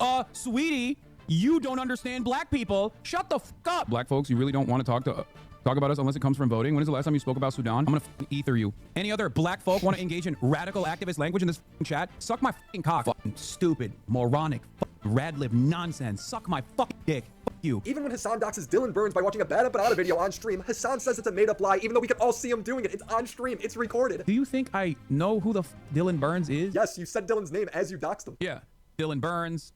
Hunter Avalon, Hutch, Destiny's Own Personal Chef. People just like, now they've decided to just like make new and unique and creative things up. Chef. Is that what's going on? And the worst part is when your information is posted like this, it makes it even easier for hackers to find your data. I know because it happened to me. Here's a redacted report of all the information that's likely out there on you right now on data broker sites. Birthdays, addresses, full names, phone numbers, emails, relatives, neighbors, photos, social media accounts, potentially your job. Don't be a sitting duck like me and my family were. Download Aura, the sponsor of today's video. I pay for this service out of my own pocket just for your data, and it's your own personal, and it's a VP. Get your phone. Day one, it would already start scrubbing. You can see just how reason as to why America, Kaya, please just fucking go, just stop. Now, from this clip alone, it's actually impossible to tell if Hassan shocked the dog, but let's break down why he's even mad in the first place. Hassan was having internet trouble for 15 minutes, and it was causing him to short circuit, and how bad America is because of it. Can you guys see me? Well, predictably, because I'm in the United States of America, the most dog shit country on the fucking planet, the absolute worst country on the planet, straight up, bar none, a capitalist shithole. Kaya, now is not the opportunity for you to down. Yeah, Kaya, don't walk around. Bad time to stand. You have to ask permission for that. All the dog did was stand up. You can see that the ranting is stressing the dog out. The absolute worst place on the planet. Just a horrific, monstrous, awful, dog shit country that I fucking despise. The absolute fucking worst country that has the most wealth throughout history, throughout time, the wealthiest nation on the planet, and we don't have a fraction of the dedicated broadband speeds that you can get in a fucking village on the countryside of France. Reminder that this guy was only inconvenienced for 15 minutes. Yet he's going to unironically act like the internet issues he's having in his Hollywood mansion represent the hardships Americans face every day. Something that is just so routine, so silly. I mean, like, two things can be true. Like, American infrastructure is dog shit across the board. Okay, not just internet. I mean, look, this is actually a very long conversation. Like, I could talk about this shit for hours, okay? But basically, the reason our internet, our broadcasting services are so bad in America, it is intentional, okay? It is 100% intentional, because here's what happened. In the 70s, rich people were like, hey, how much would it cost to buy a small town? Okay, and the answer is not that much. Because if you want to buy a small town, if you want to buy the hearts and minds of small town Americans, all you need to do is buy the radio, buy all the radio stations, buy all the broadcasting services, buy the news, and that's it. So that's what happened, okay? And these people, these rich people, they intentionally blocked new technology from coming into rural areas, okay? This is why a lot of places in America, a lot of rural places in the middle of nowhere, still don't have gigabit internet, okay? And I get it. It's like, that's so, like, first world problems. Like, yeah, I mean, it is. But, like, still, okay, you have to wonder, why do these places not have this technology that has been available for the better half of a decade? Why? It's on purpose. It's so they can control the narrative. They can control what people see, what they hear, and how effectively they can communicate from their own platform. That's what it's all about. It's all about control. So anyway, you can, like, laugh and point and be like, oh, Hassan is so privileged. Like, he's so privileged. He doesn't even realize, like, how privileged he is. Like, it doesn't take away from the reality of what he's arguing here, which is true. American internet is terrible, as well as all of our other infrastructure. We still have lead pipes. We still have wooden pipes in some places. That's no joke. Okay, they used to use wood. It's kind of cool, actually. First world problem. But it is emblematic of all of America's much more consequential violence. Okay? It's the same reason as to why America... Kaya, please just fucking go... Just stop. Jesus Christ, what are you doing? Standing up, Dad. He doesn't even check on her. Maybe because he shocked her. You're being such a baby. A viewer points out that he's stressing out the dog, and he responds, no, see, you don't understand. My mom spoils her by letting her walk around the house. It's just, you're making her stressed. She just literally is so incredibly spoiled from my mom. No, she doesn't want to come over here to see what's up. She just wants to fucking roam the house because she got to roam the house when I was gone. And she needs to literally have the same structured, regimented... The regimented structure of laying in that same spot for 6 hours straight. I'm not Peter. Whether someone uses a shock collar to train their dog or not doesn't bother me. It's why he might be using it. Taking out his stress on the dog as it's just existing. His chat is asking, why don't you let her roam? She doesn't have ADHD. Let her roam. Why does she need to lay on that tiny square? Kaya needs a friend. Hassan's response. I hate everything. I hate everything. I hate everything so much. Fucking die, dude. Yes, I am incredibly abusive to the not only best trained, but also the best behaving and most spoiled dog on the planet. The sound throughout the streamer. Yeah, I mean, this is the part where I have to admit that the optics of this are bad. Okay, this looks bad. Like, it does. Okay, straight up. But the reason it looks bad is because basically people are stupid. Okay, they don't understand how this shit works. They don't understand. Like, they don't know what it's like raising a dog. Probably at all, okay, let alone a dog like Kaya. Okay, for those of you that don't know, Kaya is I believe she is a Mastiff, okay? She is a large, heavy dog, okay? If she stands on her legs, she's probably taller than me, okay? And, you know, like, no comment about that, no commenting about that, but, like, it's true, like, straight up, she is. They are big ass dogs, okay? And she's heavy as fuck. She's like 120, I would estimate. She's probably around 120. And anyway, dogs like that require not only strict regimen, but also constant attention. Okay? And I wouldn't blame you for not knowing this, because, like, who the fuck cares, really?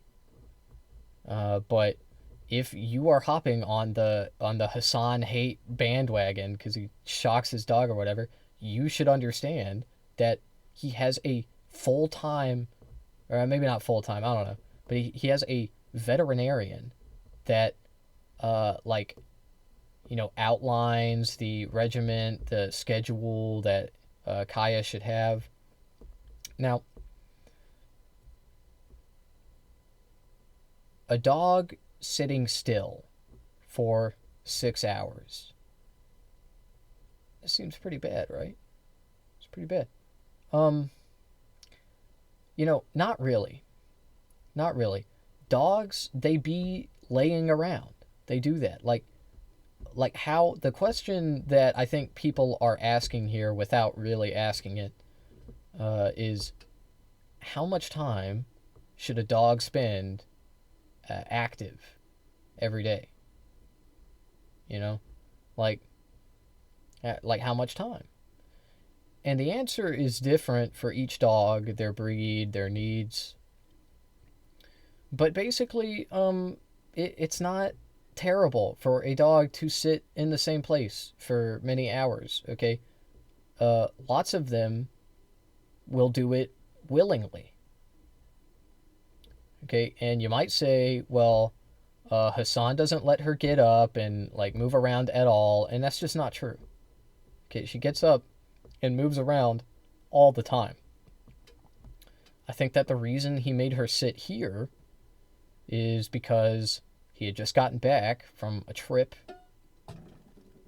where he was gone, and consequently she got to get up and move around all that she wanted.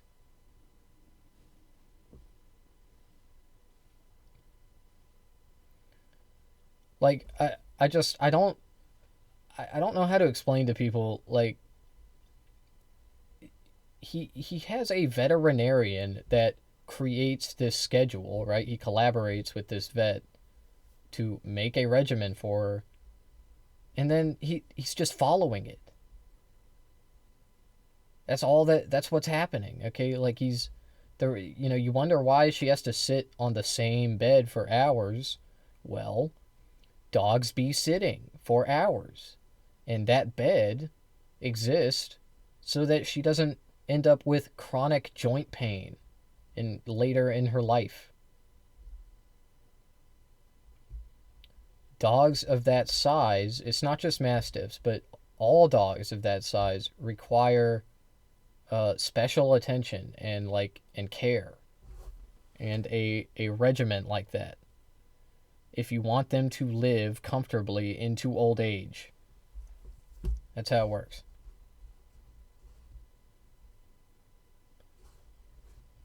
But anyway, dog is being abused. Hassan is a shocker. He's a dive and it's shocker. not even possible for him to shock Kaya. If you said she gets shocked, is that fake? There's no way for her to be shocked.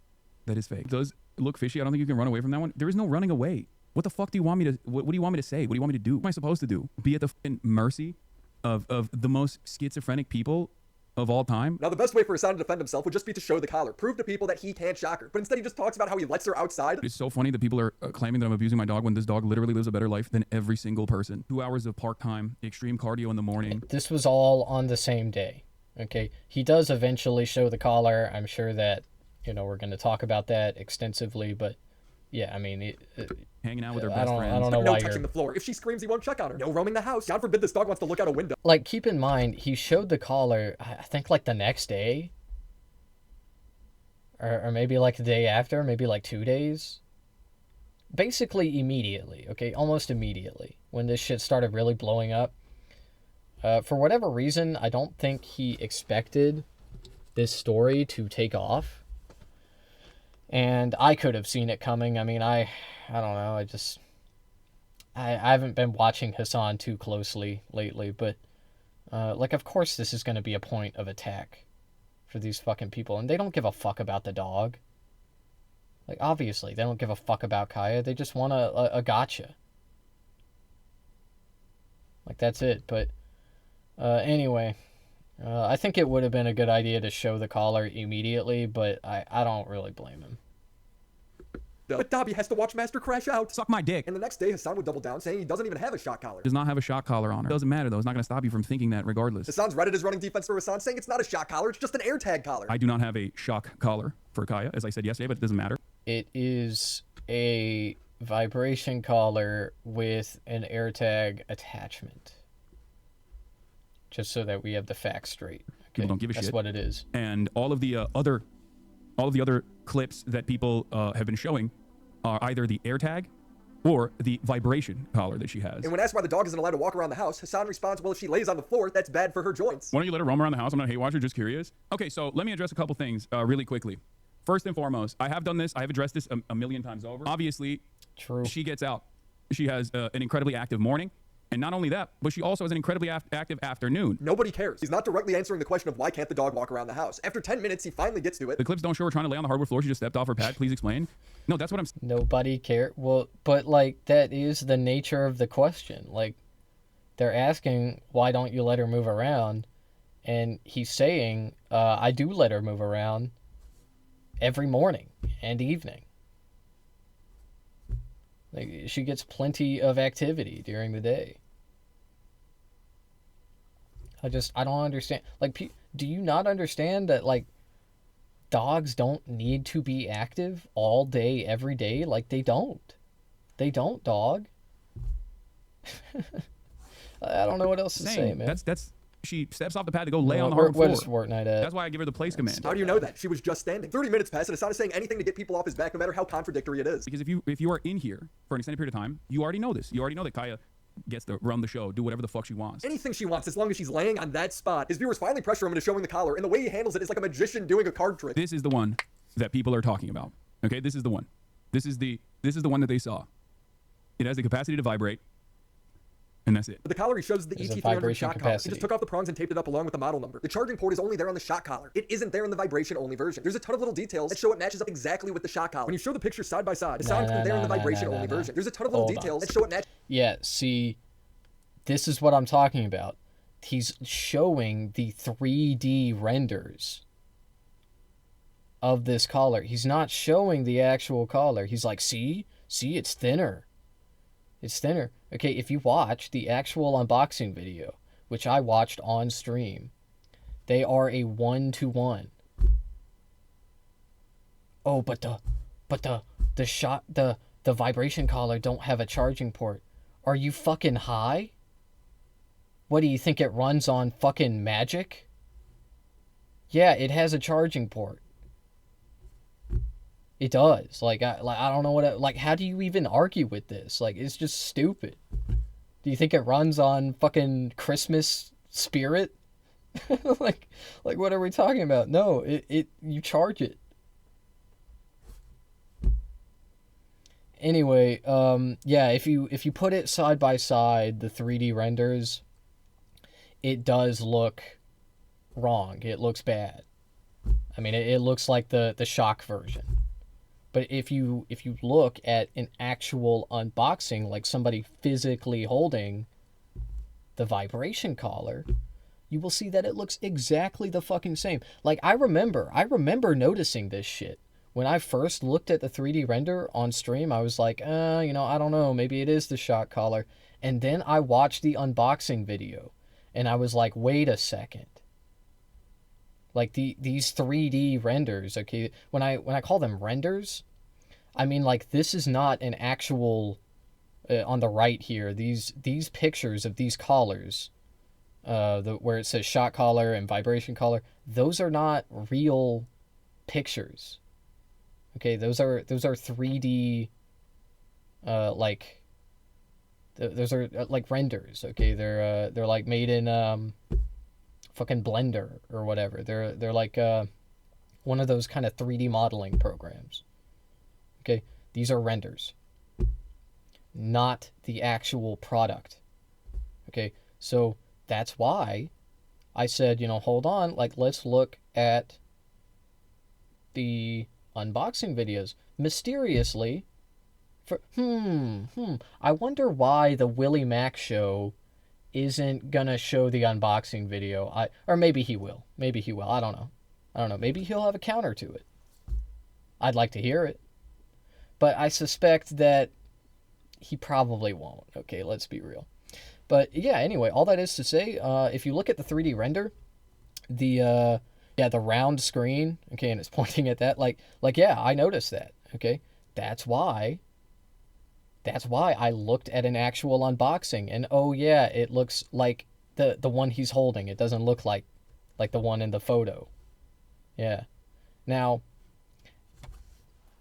when it comes to like why do the 3D renders look different on the vibration collar and not the other shot collars? I don't know. I don't know why they did that. I don't know why it looks different. I can't answer that. Okay, but all I know is that it is what it is. Okay, they are. Okay, it's not a fucking shot collar. You're stupid. Matches up exactly with the shock collar. When you show the picture side by side, the Shock sound clearly collar. has the model that shocks. There's even a frame where you can see the remote is in his hand, and it's the Boss Electric shock collar remote, identifiable by the big button on the side. But if you're choosing to be overly charitable here, well, we can't see the antenna, so maybe it is a different remote. Again, the vibration collar has the exact same remote, except in the render photo, the remote is red. Okay, but if you look at the actual unboxing, it's black. It's almost like maybe he has the vibration collar, perhaps. Who knows? But you can go back to last year's Christmas stream and see that it's sitting on the table. Hassan didn't realize it would be on stream when he switched to the wide camera angle of his room. The girls are setting up the tree and carrying in decorations, while Hassan sits there stuffing his face with cookies. Brother, it's your stream. Feel free to lend a hand. Anyway, he notices the remote is in frame, looks away, makes eye contact with it again, and then smoothly slides the remote forward, pushing it out of view. See, he was just reaching for a cookie. Now Hassan's orbiters keep coping, saying the tape on the collar is actually Photoshop. Saw somebody provided info of the collar when he showed it. He took out the contact points and put electrical tape over it. I don't know if it's Photoshop. I think that it could be. I was talking about this, and because people are like, it's tape, and they're like showing saturation boosted photos or like screenshots. And like, yeah, if you turn up the saturation, it looks like maybe there is some kind of like tape on it or something. I don't really see that as proof. Okay, because number one, there is this thing about video called artifacting. Okay, and this happens because videos are they use a lot of space. Okay, they use a lot of like hard drive space. So what a website like YouTube, Twitch, or any of these video streaming sites, what they do is they compress it. Okay, this is called encoding. They compress the video so it doesn't take up as much space. And then they decompress it on the client. Okay, that's the gist of it. Okay, now that is missing a lot of details or whatever. My point is that this process of compressing and decompressing video can cause artifacts. And I think that maybe what we're seeing could also be photoshopped. Or maybe he put a piece of tape there because, I don't know, like he could have done it to make it more comfortable for his dog. Okay, I think that is probably a charitable way of looking at it if he did in fact put tape there, which again, it has yet to be proven. My point is that even if he did put tape on it, it doesn't mean it's a shock collar. But it's entirely speculation. You cannot say for a fact that he definitely put tape on it, because the only way you can see the fucking tape is if you take a screenshot of the video and then like mega boost the saturation and just like fuck up the image and like who knows what's real at that point. Like I don't know, man. It's weird. Okay, it's a weird thing to do. People are obsessed. Watch the same clip. There's no tape, and you can't take those points out. But people have taken the prongs out of this collar. And at the end of the day, it's not a shock collar. And the cope is so... Okay, yes, you can't. So this is something else that I know about now that I didn't know when I made the debunking video. And I think I said something about it, and I was like, yeah, you know, I don't really know if the prongs are removable, yada yada. I mean, I think I said that they look removable, because there were like little screwy nuts that you could see. And anyway,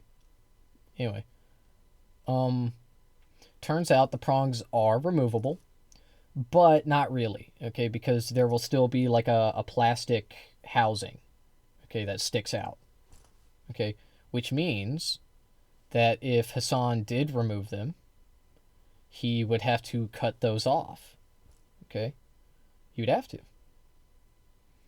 And so people are concluding that he did that and then he covered it with tape. That's the like leading narrative or whatever. Of course, I don't think that. I think that it's just a fucking vibration collar, and that's it. But anyway, my point is it's not really as simple as they're making it out. Like he just like took them off. Like he would have to, effectively make the shock collar not ever shock anymore. It wouldn't have the capacity to ever shock again. So I guess if it is a shock collar, he's done with shocking her.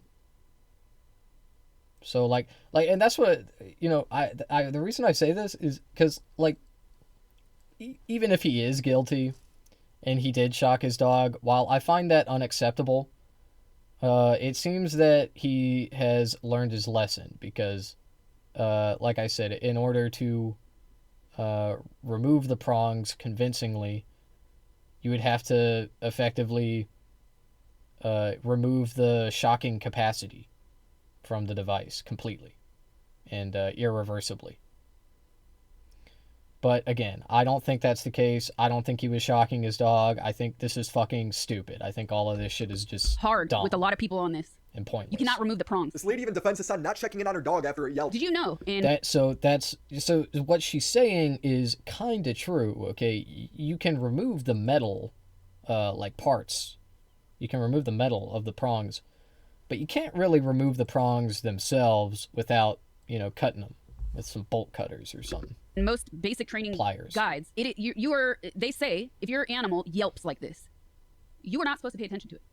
Yeah, you're not supposed to tend to the animal because then it associates that shock or that pain with the validation of human attention. I knew Hassan was screwed when Denims went to defend him. She's on the wrong side of every topic. This is the proof that it was photoshopped. Yeah, I was looking at this. Someone like pulled up and said the tape doesn't exist. You've not looked at the video. If you had, you would have spotted immediately that no such tape exists. Clean image, doctored image, followed by different angles under the same exposure settings as the original doctored image, standard and zoom. It makes no sense for people to be believing this when the image itself is actually fucking doctored. How would she know if the image is doctored? Is Denims proficient at Photoshop? Does Denims even know how to use Photoshop? Is she a digital forensics expert? Guys, you don't have to Photoshop anything. If you just look at the uncompressed VOD on Twitch, you can clearly see the tape. It's only hard to see on YouTube and Twitter. Uncompressed? There, yeah.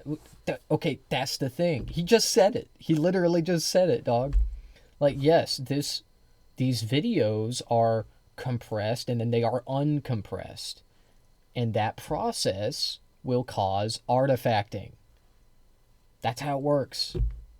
That's how it works, dog. But anyway, it still doesn't. It doesn't fucking matter. None of this shit matters. It's stupid. The idea that because he put tape on the collar, he's automatically guilty. Like, I don't know, man. I'm not convinced. Because the video gets compressed twice over. Or, you know, you could just trust Hassan's podcast co-host, QT Cinderella, who was on stream talking about how she went to Hassan's house, looked at the collar, and confirmed it was a taped-up shock collar. I gotta say, I'm in the house. I looked at the collar. The collar is taped off. Where I think there would be prongs, like the electric prongs are taken out of it. Like there's a setting for vibrate and there's a setting for shock. That's fine. So there's only since the prongs are in it, it'll only vibrate. When Sasha would be sent this clip, she'd suddenly act like she was no longer interested in the story. There's no shock. Like the electric prongs are taken out of it. But here's my thing, right? Oh, I don't want to watch any more of this. And this is why I say this was the most self-destructive drama of the year, because people have no way of knowing if he actually shocked that dog. If he just took off the collar to begin with, showed it was taped up, or said, yeah, she wears a shock collar, but I didn't use it there, this would be a dead story. But since he's been caught lying about this collar, people rightfully think he's lying about not shocking her. Charlie's made a video on him, even Ludwig, who defends Hassan constantly, and has admittedly taken down videos criticizing Hassan because Hassan fans got mad at him. Was, hey, I don't want to deal with the brigading from Hassan fans. I'm here to do this for a paycheck. So let me delete it. Even he's saying Hassan is lying. Do I think Hassan shocked his dog? I have no fucking clue. I think he lied about having a shock collar. I think he 100% had a shock collar. Dude, I have a video talking about this as well already. Literally, I have a video talking about Ludwig's response to this. And, like, basically, yeah, Ludwig will say anything. He will say anything. He has no spine. He doesn't care. I think I already talked about this on this stream, okay? But yeah, Ludwig, he flip-flops, okay? He does. That's what he does. Everybody knows it.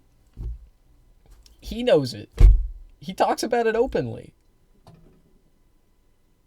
Like, he's like, yeah, I'm just doing it for money. He literally just said it in this clip that we're watching. He said it like 2 seconds ago. Do I think Hassan shocked his dog? I have no fucking clue. I think he lied about having a shock collar. I think he 100% had a shock collar based off what's on my For You page. That 100% is a shock collar. That's a fact. Okay, He my bad. admittedly taken down videos criticizing Hassan because Hassan fans got mad at him. Was, hey, I don't want to deal with the brigading from Hassan fans. I'm here to do this for a paycheck. I'm here to do this for a paycheck. Okay, but we're supposed to believe him now.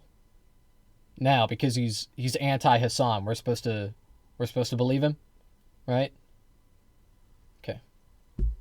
Okay. Yeah, all those other times he was just doing it for a paycheck. But now though, now that this whole dog shocking fiasco has transpired, now he's really being honest. Now he's really being real. Okay.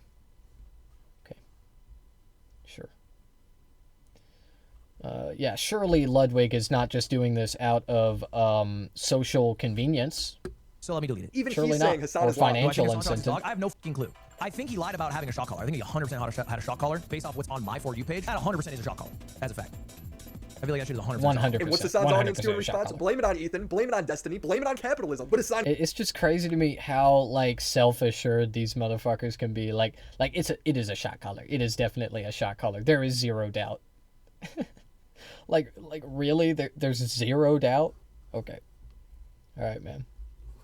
It is definitely a shot caller. It must be. It has to She be. posted an Instagram story saying she has no idea she's the most famous dog on the internet for the past 2 days because of a coordinated far-right pro-Israel slander campaign. This guy thinks his life is so exciting. Every time he's called out on a lie, he thinks it's a political operation that's out to get him. Mossad is after Hassan. They're the ones who shut down his internet. They made him shock his dog. I mean, he is like one of the largest political commentators, and he is incredibly anti-Israel, and there have definitely been slander campaigns against him, trying to get him deplatformed. I don't think it's that crazy, man. I really don't. Sorry. Whatever. Please just fucking go. His fans also run with this narrative. This is 100% Charlie giving chum to the Sharks after speaking out against the IDF. Hassan's trying to take cheap shots at Charlie, but Charlie isn't very controversial, so all Hassan could come up with is Charlie's afraid to fly on planes. And did you see Charlie's video on you? Seemed kind of bad faith.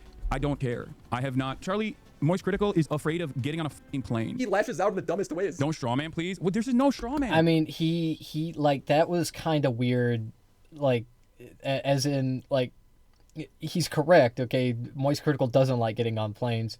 And, like, you see, now that's kind of normal. Okay, now that's kind of normal. Because a bunch of people that, work for the ATF, they're like not going to work. There were a few layoffs, I think. Or it might have been with the TAA, actually. But anyway, my point is that it is kind of dangerous to fly on a plane right now. I'm not going to lie. Okay, like what are we, like, ATF employees were already overworked and underpaid, and now they're just not being paid at all. Okay, and they haven't been for the last month, and a lot of them aren't going to work. It's a dangerous time to fly, but my point is it was back then. It was kind of weird to like be afraid of flying. I don't know. is not a That- straw that man is at all. all. It's just like people don't want to let it go. They're just like they're gonna come up with different things to continue the conversation. It literally happened 2 days earlier, and you've been caught lying nonstop. He never addresses the lies he gets caught in. Instead, he just keeps repeating that he lets his dog outside. He actually lets his dog out more than any other dog. No dog goes outside more than Kaya. The love of my life, Kaya Piker, gets 2 hours of outdoors socialization and fun time every week. Nobody gets more outside time more than my beautiful dog, Kaya. Why did he made us on... He did like a Trump bit to make fun of Hassan. That's crazy, bro. At the dog park. And then when she wants to walk around, she gets to roam once again for another hour. She gets more outside time than virtually every single dog and every single person. Wow, every single other dog. Guys, you don't understand. Hassan is actually the greatest dog owner. You're all really showing just how Islamophobic you all are. I mean, there is definitely an Islamophobic tint that I've noticed where people are like, of course he does that. He's Muslim. Muslims don't care about their dogs. And it's like, listen, Becky, I fucking care about my dog a lot better than you do, dumb fuck. You let your little cockatoo fucking shit and piss everywhere and also jump on people and bite them. Maltese, poodle, whatever kind of bird-like dog you have that you didn't even fucking train. And you're over here talking shit. Yeah, you should train it like Hassan. Hassan really knows how to keep a dog in its place for hours and hours. I mean, I didn't know about this either before this happened, but yeah, it's a Muslim stereotype that they like abuse dogs. That is real. Okay. Anyway, do Muslims abuse dogs? Yes, sometimes. Some of them do. Okay, it happens. People be abusing dogs. It's a terrible thing. But anyway, I saw these comments myself. I saw them. I remember reading one. There was a veteran, and he was like, "Yeah, when I was in Iraq, there was this stray dog." And I just watched like people would kick it walking by it, people would like spit on it, and just like all this shit. And it's like, is that real? I don't know. I like, you know, who's to say? I don't know. My point is I suspect that people make shit up about Muslims being abusive to dogs. I suspect that that people will hold Muslims more accountable for animal abuse because of that stereotype. And I think that's part of what's going on here. It's not just because Hassan is Muslim. It's also because of his status and his job, his career. But yeah, I don't think it's that crazy. Hours on end, stream after That stream. was what was so fucking annoying, because seeing motherfuckers who literally don't know anything about training dogs chirping and being like, I don't understand. It seems like he wants to fucking keep the dog as a prop. It's like, no, dumb I don't. She roams around the house all fucking time. But you literally said your mom was spoiling her when you were gone by letting her walk around the house. This doesn't make sense. There was people doing time lapses of the stream because they were claiming that like Kaya is never allowed to leave or whatever during the entire stream, and it's like that's not even fucking true. There are plenty of there's like she's gone. You know what I mean? So I went back to watch the stream. It was on October 6th, the day before he zapped Kaya. If you watch that stream, Kaya is sitting in that same spot until he gets annoyed with her for no reason. It seems like he's always annoyed with this dog. While I'm waiting for oh god, I'm gonna actually let Kaya out because I can't fucking stand her being in the background and like and wanting attention as well. Okay, up, get out of here, go. Go. Oh my god, I'm so annoyed with everything. Again, I don't even know what she did. He's always annoyed at the dog. The fact that that is the clip he's referring to defend himself does not instill confidence. His son then starts saying Charlie is silent on pedophilia. I don't even know what he's referring to. I wouldn't even breathe. Why not?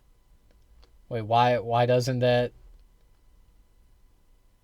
He let the dog out, okay? So what? He like, you know, said he was like annoyed with her or whatever. Oh well.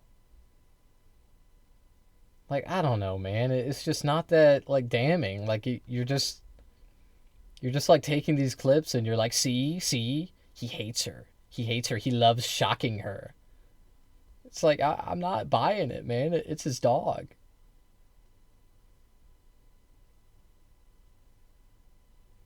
No, you don't get it. He's evil and he loves shocking her. Like, okay, all right. But this is such a serious conversation that we're having here. In the direction of Moise, if I were you, to be honest. We're really getting down to the truth. He put his fucking flag on the. He put his stake on this. Okay, he was like, oh, enough people shit on him. It's good enough. It's like obviously not a. It's obviously no matter how fucking made up a narrative it is. If a clip looks bad enough, then he will go with it. Weird how quiet he was about literal pedophilia in certain communities. I mean, it took him 2 years to fucking come out and be like, yeah, the genocide is happening and it's really fucking bad, actually. Hassan would normally deflect to Charlie needs to talk about the genocide, but Charlie already did that. So now Charlie needs to talk about destiny before he can criticize Hassan. This is quite personal. It's like telling a parent is abusive towards his kids. No wonder. Nah, that's not what he was saying. He was just saying that, like, Charlie, like a lot of other people, jumped on the hate Israel bandwagon. Okay, the We Hate Israel bandwagon. And that's great. Okay, it's great that he did that. Okay, I would rather him do that than do nothing. But anyway, he was just saying that, like, a genocide has been happening for 2 years in Gaza, and now you come out, now you say something? Like, I don't know. Like, what? Okay, if it's a genocide, why didn't you say anything 2 years ago? Why didn't you say anything a year ago? Why are you only saying something now? It's weird. That's it. I know. I'm doing it in the best possible way that anyone could do it. And not only that, but you're also inventing an alternative reality where I'm like electrocuting my dog or some shit. Psychos. And why didn't you defend Ethan Moore with the false CPS calls? Why did you collab with iDubbbz on the content cop? Who supported them? Why do you constantly platform Dana Panada, who's been encouraging the false CPS calls? Hassan has zero self-awareness. Another week passes and he continues to rewrite history. He now claims that the collar he showed on stream wasn't even the same collar Kyle was wearing. But the third group. Okay, that he just like, okay, this guy really loves parkour. Okay, he like jumps from one thing to another. So,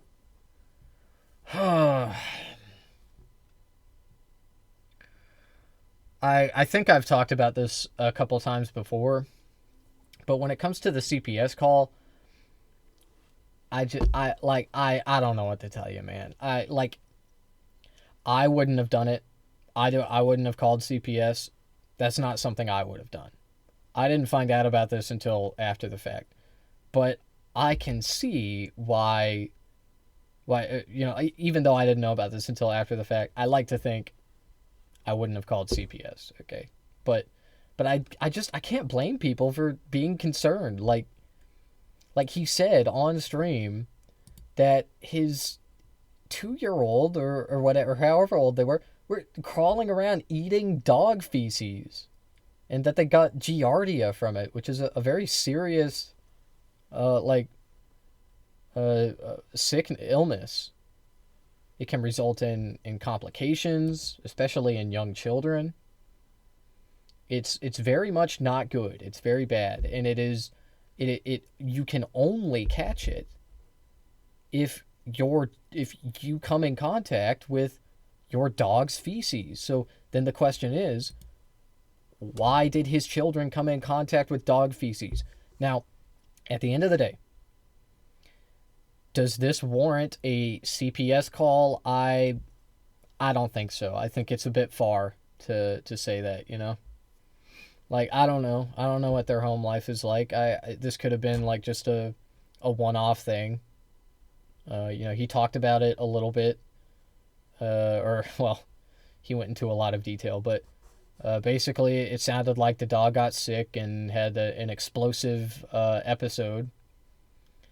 And what resulted was, a lot of cleanup and all of them got sick. So, I understand that these things happen, and, like I said, I probably wouldn't have called CPS had I seen him talk about that live, but I could certainly understand why some people did. I mean, what are we supposed to, somebody goes on their live stream and they say all this stuff. What do you want us to say? Cool? Okay. All right. I don't know, man. He said his child was eating dog shit. Straight up. What was the exact quote? He said 3-year-olds or whatever, they like to crawl around, they put stuff in their mouths. Dude, why? Why would you say that? I don't know, man. I don't know. And then they want to cry about it. They want to be like, oh, I can't believe somebody called CPS on me. Really? Really? That is so hard to believe. I don't know. Man. Let's just keep going. Look at that clip. Look at this clip. It's obvious he's moving his arms around. He's fucking constantly in a state of zapping. And they've moved away from the initial conversation, which was that she didn't even have that collar on to begin with. And the only reason why I showed the collar was because people were clipping other instances. Why would you show a collar that wasn't on the dog? He lies like Boogie, but you literally said it was the same collar people saw. This is the one that people are talking about. Okay, this is the one. This is the one that they saw. So he's now saying that for some reason he showed this entirely different collar and lied about it being a vibration-only collar. If you get caught in a lie, just lie more. That's Hassan's policy. He's now on stream talking about how shock collars are actually great for dog training, which why would you say that? Wait. Hold on. I don't think he was saying what And the you only reason think why I he showed the was collar was saying. because people were clipping other instances, and they've moved away from the initial conversation, which was that like she didn't even have that collar on to begin with, and the only reason why I showed the collar was because people were clipping other instances. Why would you show a collar that wasn't on the dog? He lies like Boogie, but you literally said it was the same. Okay. People were saying that he shocked his dog. But his dog wasn't even wearing the vibration collar. But he showed the vibration collar to say, look, it's a vibration collar. That is not an inconsistency. That is not him changing his story. That's actually the opposite. That is him remaining consistent in his narrative, in his story. You know, keep in mind, at the end of the day, I don't know if Hassan is telling the truth. I have no idea. Okay, I mean, I think what I think, right? Like, I think I know. But this is something I like to remind people, okay? In your life, people are going to lie to you. And you will have no idea. It's going to happen, okay? The only way that you can know for sure is with facts and evidence. That's the only way you can tell if someone lies to you. Because people who lie are usually pretty good at it. Okay? And even if they're not, even if they like show the signs of lying, you'll still probably miss it. Okay? So like people be lying, okay? And they're going to fool you. Nobody is immune from being lied to. It just doesn't happen. But anyway, all that is to say, I am aware of this. I'm aware that Hassan could be lying. If he is lying, there is a motive there. Okay, like if he actually shocked his dog, he would be motivated to lie about it, I'm sure. So anyway, my point is don't take him on his word. Like, look at the evidence. That's what I've done. I have looked at, I believe, if I'm not mistaken, all of the evidence that is available right now. I don't think there will be anything new in this video that I don't know about. I haven't seen yet. But like, just don't take my word for it. Don't take Hassan's word for it. Look at the evidence. And try to look past the optics of it. Because it does look bad. It does look like he shocked his dog. He does not deny this. I don't deny this. Nobody denies this. Like, the clip itself in question looks pretty bad. But do a little research, okay, if you care about it that much. And if you don't care about it, then shut the fuck up, okay? Because, like, I'm sick of people talking about this shit, and they don't give a fuck about his dog. They don't give a fuck about any dog. like there's a clip of Asmongold that I saw where he was like saying that animal abuse doesn't matter and he doesn't care about it. Like, not, I think like a year ago he said that on stream, and now he's like, oh, I can't believe Hassan would shock his dog. I cannot believe it. And it's like, pick a story, bro. Pick a narrative and stick with it. Like, don't fucking switch up.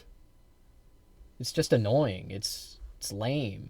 I hate it. This is the one that people are talking about. Okay, this is the one. This is the one that they saw. So he's now saying that for some reason he showed this entirely different collar and lied about it being a vibration-only collar. If you get caught in a lie, just lie more. That's Hassan's policy. He's now on stream talking about how shock collars are actually great for dog training, which why would you say that if you don't use one? I've said this already. E-collars that have shocking components that feel like a TENS machine, which I've used on myself in the past because, you know, I'm around dogs that have been trained with that and use it. Yes, your dog. But Hassan doesn't just do this when it comes to his dog. He does this with everything. I practically farmed 2 years of content documenting his lives. Bad Empanada, one of the most notorious doxers on the internet. He's recently doxed every creator sponsored by Progressive Victory. Hassan watches the video, then pulls up a Bad Empanada tweet showing the street that Dylan lives on. Yeah, Dylan Burns, Hunter Avalon, Hutch, Destiny's own personal chef. Like, this is what happened. It's undisputed, impossible to argue with. Fact that happened. Someone just said I streamed the address of Dylan Burns. Just said you streamed his addy. Is that true? Why the would that be true? Do you think I know who the Dylan Burns is? Yeah. Dylan Burns. Why are you lying about it? Hassan has an entire history with Dylan. When Hassan was on stream defending how Russia was in the right to take Crimea from Ukraine, Dylan went to Ukraine and asked Ukrainians for their perspective on it. Russia annexing its own territory that it's had, its own territory full of its own people, is not the same as anybody being like, we're going to turn your country into a base and put literal military bases and rockets into your country. What's the offensive thing? It's its own territory. Excuse me, what is Ukraine even? So this. Yeah, I mean, so Hassan's takes on Ukraine have got to be my least, I am the least aligned with him when it comes to Ukraine. And we can talk about that. We can talk about fucking Ukraine. This video is all over the place. We're talking about dog shocking and then Dylan Burns and then this bullshit. I don't know. Look, did Hassan dox Dylan Burns? I don't know. I don't know, man. I mean, unintentionally, I think. But anyway, I don't care. I don't care about DGGers. I don't care what fucking happens to them. Sorry. Okay, it sucks that he doxed them. Okay, it's wrong. I condemn it. I don't think anybody should be doxed. I don't know the full context of that clip. I haven't seen that one yet. But when it comes to the dog collar shit, I know about all this bullshit. It's stupid. So fucking stupid. But anyway, now we're talking about Ukraine. So let's talk about Ukraine. So Hassan thinks that here's his perspective on it. He thinks that, and I could be wrong. I don't have Hassan on fucking speed dial. Okay, I can't ask him about this shit.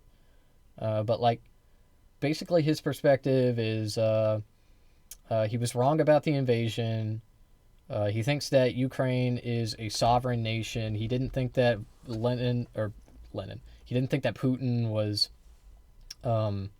ballsy enough to actually invade and do all that. But he was wrong, and he did. And America should participate and fund the Ukraine side because it's the right thing to do. And they are a sovereign nation. They are, deserving of sovereignty and yada yada. And while I understand that sentiment, I disagree. And I don't think that we should help Ukraine. I think we should fucking pull out. I don't think that we should do that. I don't think we should be doing any of the war shit that we're doing, all the conflicts and whatnot. Okay? And this is an opinion that a lot of libs and even many leftists will disagree with. But it's just a fact. This is a losing battle for America. Unless we got directly involved or if we got NATO involved, but that's never going to fucking happen because Putin won't invade Poland, okay? Now, if Putin did invade Poland, which would be shocking, okay, and stupid, but if he did, then that could happen, and then it would be more reasonable that we get involved because NATO would also back us, and they would get involved, and basically World War III would happen, okay? So, if Putin invades Poland, which he's not, then we should get involved, but it doesn't really matter anyway because the world is about to end, okay, and World War III is starting, okay? So that's the way that works, but that's probably not going to happen because what Putin wants is to exhaust America, okay? That's what he wants. He wants us to spread ourselves thin because you have to understand that Putin's goal at the end of the day, people don't understand this, Putin and Trump are friends. Okay, they are. Yeah, people know that. Okay, they're buddy. But Putin hates America. He hates America. I don't doubt that for a second. And that's why he loves Trump. Okay, because he sees Trump as the downfall of the American empire. And I agree with him on that. I suspect that's what he thinks. And if I'm correct, I agree with him. Okay? And anyway, all that is to say, Putin wants to use the conflict in Ukraine to spread America's resources thin. And that's why Putin wants to see America have a conflict with Iran. Okay, he wants us to go to war with Iran. He wants Iran to retaliate, okay? The way Putin sees it, and it, this is kind of reality, is that a conflict between the U.S. and Iran is inevitable. Because Iran is itching for revenge, and America just kind of hates Muslims, and we'll go along with it because of that. But between a war in Ukraine, a war with Iran, maybe even a war with Venezuela, we are cooked. Like, the American empire is already struggling, okay? This is going to make it a lot worse.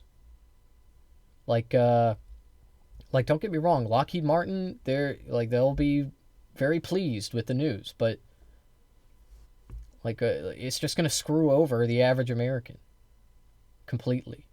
Okay, a wartime economy, especially one where we're fighting on 3 different fronts, it is going to be terrible. It is going to be bad. It is not going to be like World War II. Okay, it is not going to do for us what World War II did. It's going to decimate the American economy. Even people think it's bad right now. Oh my God, if we start multiple wars right now, it's so over. But the question is, will his crazy plan work? Okay, and the answer is maybe. Maybe. I'd give it maybe a 60%. I don't know. But anyway, all that is to say, that's why Putin is invading Ukraine. That's why he's going to keep invading Ukraine. And that's why he's probably going to take all of Ukraine. Okay, he's probably going to win. Because you could have made the argument that Biden... maybe Biden could have, struck a deal with Russia when America was in the superior position. But that was then, and that didn't happen, and now we're in the today time. So I think that there really isn't any hope for that. The war will continue, and Putin's going to keep it going as long as he can, because, again, it's not really about taking Ukraine. It's really not. I mean, that's like a happy side thing. Okay, that's like the B plot. Okay, but the A plot is the downfall of the American empire. This Anyway. imperialist talk for supposedly anti-imperialist leftists. Hassan's response wasn't to talk to Dylan or to better explain his position. It was to lie and say that everything Dylan watched was out of context and call Dylan a war tourist pervert because he went to Ukraine and did actual journalism. Chad, has he responded to Dylan Burns' post, by the way, before getting clapped? If you think that I would entertain such a psychotic thing ever in my life, I don't know what to tell you. So insane to do a Jubilee video on this, okay? I don't know what to say. It basically betrays the position that you have. I genuinely care about this. That's why I went out there, not because I'm like a fucking war tourist pervert, but I went out there because I care about these people. So what am I doing? I'm fucking using this as an opportunity to be like, yeah, look how bad this guy is. What the Nothing's out of context. He's just lying. Just like when he claims he doesn't know who Dylan is. Do you think I know who the Dylan Burns is or what he does, let alone find his address and then stream it? It's filmed. It's on camera. But Hassan just acts stupid. Are people just now they've decided to just make new and unique and creative things up? Is that what's going on? So Dylan expressed frustration about his address being shown. He streamed my 9-digit zip code. Now, does a 9-digit zip code differ that much from a full address? A little bit, because that's what a 9-digit zip code shows people. They show the street you live on. So what Hassan essentially showed his people in that FEC filing that he showed on his stream was not my home address so somebody could enter it into a map and go there. They just showed the street that they could go to where my home would be on. So it's not that different. On top of it is that the video that Hassan was watching during the stream was also giving people a step-by-step guide on how to get more information, how to go look at the files themselves. And in the files themselves, you see my full address. And you know what? Maybe Hassan didn't notice that he showed a 9-digit zip code. But even when it's explained to him, he acts like the outrage around it is entirely fake. Claiming that I was actually doxing people. Looking at... Yeah, well, that's kind of accurate, man, because doxing someone is like putting their address out there, like Destiny has done. Oh, well, Destiny never did that. He never even did anything as bad as this. That's just not true, okay? Destiny to my knowledge, and I could be wrong about this, Destiny, to my knowledge, has never like doxed someone on stream, as in he like shows their full address and name and yada yada. But he has directed his audience to the doxing website where people get doxed. He has told his audience, like, go there and dox people, and then they do that. Like, the double standard is just insane. Okay, if what Hassan did was doxing, which I don't think it was, okay, but if it was, then Destiny has done it 1,000,000 times over. But you're not going to talk about that. You're not going to talk about how this guy literally works for Destiny, is a Destiny employee, probably, I suspect, a legacy DGGer, okay, because that's how you get into Destiny's circle. That's how you get a job with him. That's how it works, man. But anyway, I don't mind Ukrainian journalism. I don't mind people going there and like doing war tourism or whatever, making videos about it. I think it's actually a good thing, even if it is for comments or engagement and views and whatnot. But yeah, I mean, I think that that at the same time it can be for profiteering, and while that may not be ideal, it's still, it gives people a perspective. It gives them a look into what's going on in Ukraine. Okay. And I think that's important. I think people should know what's going on. People should see the violence and the war. Anyway, let's keep going. FEC filings, myself included, because I have looked at my own FEC filings as well on this broadcast, is not doxing. Ironically enough, these guys aren't even mad at Bad Empanada for making the video, but more so mad at me. Dude, we all hate Bad Empanada because he doxes everyone, and for some reason you turn a blind eye towards it. You excuse it as him just having different tactics. Think about how little... He really doesn't, though. He really... Like, I would say that Bad Empanada is a serial harasser. But I don't blame the guy. Like, I don't. I can't. I can't in good conscience, because, like, we're talking about a guy that is from a country that has been bombed by America nonstop. And he makes videos criticizing America. And what are the responses he gets? Well, I think you know. I think you understand. Like, he gets the same hate that I get, that Hassan gets, except just like, it's even worse, okay? Because his content, his commentary, is even more critical of America. It's even like more anti-America, or like, what do they call it? America bad content. Anyway, I would go as far as to say that Bad Empanada is a serial harasser. Okay, I think he has sent his community after people. And I think that's wrong. I think that is not an okay thing to do. But I just... it's important to contextualize that. Why does he do that? What is his content all about? Because he's not he isn't a harasser in the same way that, like, Asmongold is, or Destiny. Okay, and it's not just because I agree with him politically, or we're like politically aligned.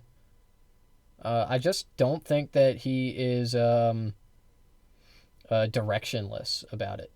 Like, I think that he does target people, and again, it's not excusable, but like, he targets people who are creating a particular kind of rhetoric. And also it seems like he mostly does it like in a defensive posture. Okay, like somebody makes content about him and he retaliates and he sends his community to like dog on him. And again, I don't find that acceptable. Okay, I'm just saying that there's a difference. I'm just noticing. Okay, Well, anyway, I think about how little time I spend like shitting on Bad Empanada or whatever. Because like, I think he's coming from, like, we have different methods. We have different tactics. We have different techniques. Hassan has since fallen out with Bad and Banana, but it's only happened because Hassan likes a politician that served in the U.S. military. I'm not even joking. This one is such a fucking doozy that none of you have any excuse to ever even think slightly about supporting this person. Now, I would hope that, you're against American imperialism. You're against the rape and murder of people in the third world by disgusting Western troops, American, Israeli, European, wherever they may be from. When the first line in their own biography that they wrote to introduce themselves is not like, end imperialism, free X, or like, fight the power, fight capitalism, or whatever. It's combat veteran, Marines plus Army. If I see fucking Hassan Piker telling you to support this guy, inviting this guy on for a nice little puff piece interview, when the way that he introduces himself to you is, yep, I killed those brown babies, I don't even know what will happen. I don't even know. I'm watching you, Hassan. Be fucking very careful about how you... Yeah, man. I just, this is a person that you have to understand. This is a person that is not American, okay? Does not understand American culture. He doesn't understand how to talk to Americans. Or maybe he does understand, but he, is understandably disgusted by the way that Americans think about other countries and, particularly like South American and African countries, the Middle East. And, my point is Americans, they love veterans, okay? They love veterans, and they love cops, okay?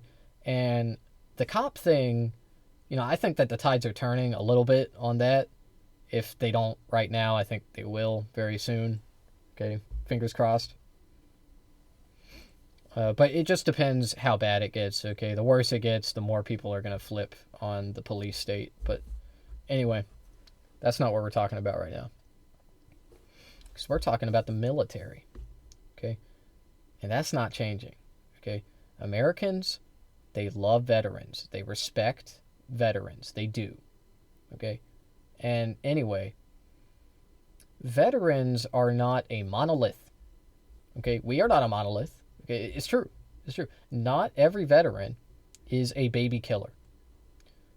Now, by joining the military, by joining up, are you kind of tacitly supporting the American military-industrial complex? The answer is yes. Okay, you are. You are participating in it. You are a direct participant. But, the fact remains that not all people in the military, in fact, I think a majority of them never see combat. They never kill any babies. Okay? People that do see combat don't, for the most part, kill babies. This is the reality. I'm not saying it doesn't happen. I know that our, American imperialism has killed many, many brown babies, okay, especially through missiles and drone strikes. And that is abhorrent. That is evil. That's wrong, okay? But, anyway, the fact is that Americans love veterans. Like, they do, man. They just do. And you can't get around that fact. You can't. You cannot message your way out of that fact. It's not happening. You are not going to convince Americans that, like, veterans are evil. They're all evil. Scumbag baby killers. Like, nobody's going to vibe with that, man. So, anyway, the only thing you can do is use it to your advantage. Okay, if you're a veteran, use it. Use it. People get elected because they're veterans. Okay, just like how people get elected into positions of power because they're a lawyer. Okay, I don't care if you're a veteran. I don't care if you're a lawyer. I don't care if you're neither. Okay, or both. If you're running on economic populism, I am with you. Okay, if you are running on affordability, if you are running on even just like, being pro-immigration, okay, if you are like anti-ICE, I am with you. That's it. I don't care if you're a veteran. I don't care. Okay, yes, it's wrong to join the military, but people do it for many different reasons, not just killing babies. Okay, they do it mostly to make a living for themselves, okay? Never forget that if you're in the military, the government gives you socialism. Okay, socialism for the military. That's how it works. If you're in the military, you get health care, you get a salary, you get free education through the GI Bill. Okay, you have, and you, on top of that, if you want to stay in the military for your entire life, there are different avenues for you to grow your career. Like, there are so many, career military people. There's a lot of them. So I know, crazy, I know. But, like, it's true. And anyway, furthermore, there are, and this is my final point, okay, I'm almost done. There are so many veterans in this country because we have the largest, by far, military on the planet. And our population, relatively, isn't that big, okay? We have a population of 300 million people. And so what that means is a large, not a majority, but a large percentage of Americans have served. Okay, they are veterans. They are voters. If you're going to say that all veterans are evil baby killers, then do you think that's going to go over well with the veteran voters? I don't think so, man. I don't think so. So my point is we can't just turn away these people, okay? You know, I think that maybe one of the better arguments against this would be like, you know, even though the American military has committed atrocities all over the world, the American military might have killed people that you know, that you loved. The veterans of the American military are, you know, like, I don't know. I feel like calling them victims, it's like, oh, really? Like, you're calling them victims? But like, yes, they are victims of trauma, okay? Veterans, they go overseas, and like I said, this isn't a majority of them, but the ones that do see combat, they come back traumatized. Okay, and it's not to say that, like, I'm not trying to cheapen the reality of American imperialism, right? Because it is terrible. It's a terrible thing. It, affects a lot of people all over the world. But at the same time, the people that are doing this are also becoming traumatized. They are also victims of this system. Okay, it's called intersectionality. Think about it. Try to imagine yourself as a kid and you don't know what to do with your life. Your parents are about to kick you out because you don't have a job, you got mediocre grades in high school, you're not in school anymore. So you join up. And you go there and you make some friends and you go overseas, and everybody that you became friends with, you see them die. You see them get blowed up or shot. I'm not saying that you gotta, like, feel so bad for all the American veterans. Like, I've heard it all, okay? I know. They signed up. It was their choice. I get it. But, like, this is just real life, okay? This is it. Like, these people come back traumatized. They do. And their experience matters. So put yourself in their shoes. Or at least try. You talk about this guy. Imagine taking directions from this no net. This guy is such a loser. He didn't dox Hassan. He just made this stupid video, and that was enough for Hassan to cut ties with him. I think we're banning all. That being said, I like some of Bad Empanada's content. I don't think it's all cringe. It's not all like that, okay? He does make decent content sometimes. He has this YouTube channel. He has a substantial following, and he uses it for good sometimes. Yeah, I don't know. I'm not gonna pretend here and act like he doesn't harass people, like he doesn't do atrocious things. You know, I may be politically aligned with him, but I don't see it that way. I don't think he's like just a good guy and that's it. You know, he's like he does bad things. Okay, he does. But anyway, he does still make good points. Okay, and he, like I said, he's made decent content. It's not all like doxing and harassment and bullshit like that. You know. Anyway. All mentions of bad empanada going forward, by the way. We're banning mods. We should ban all mentions of bad empanada, and we should purge the community of all the bad empanada enjoyers. No, it's done.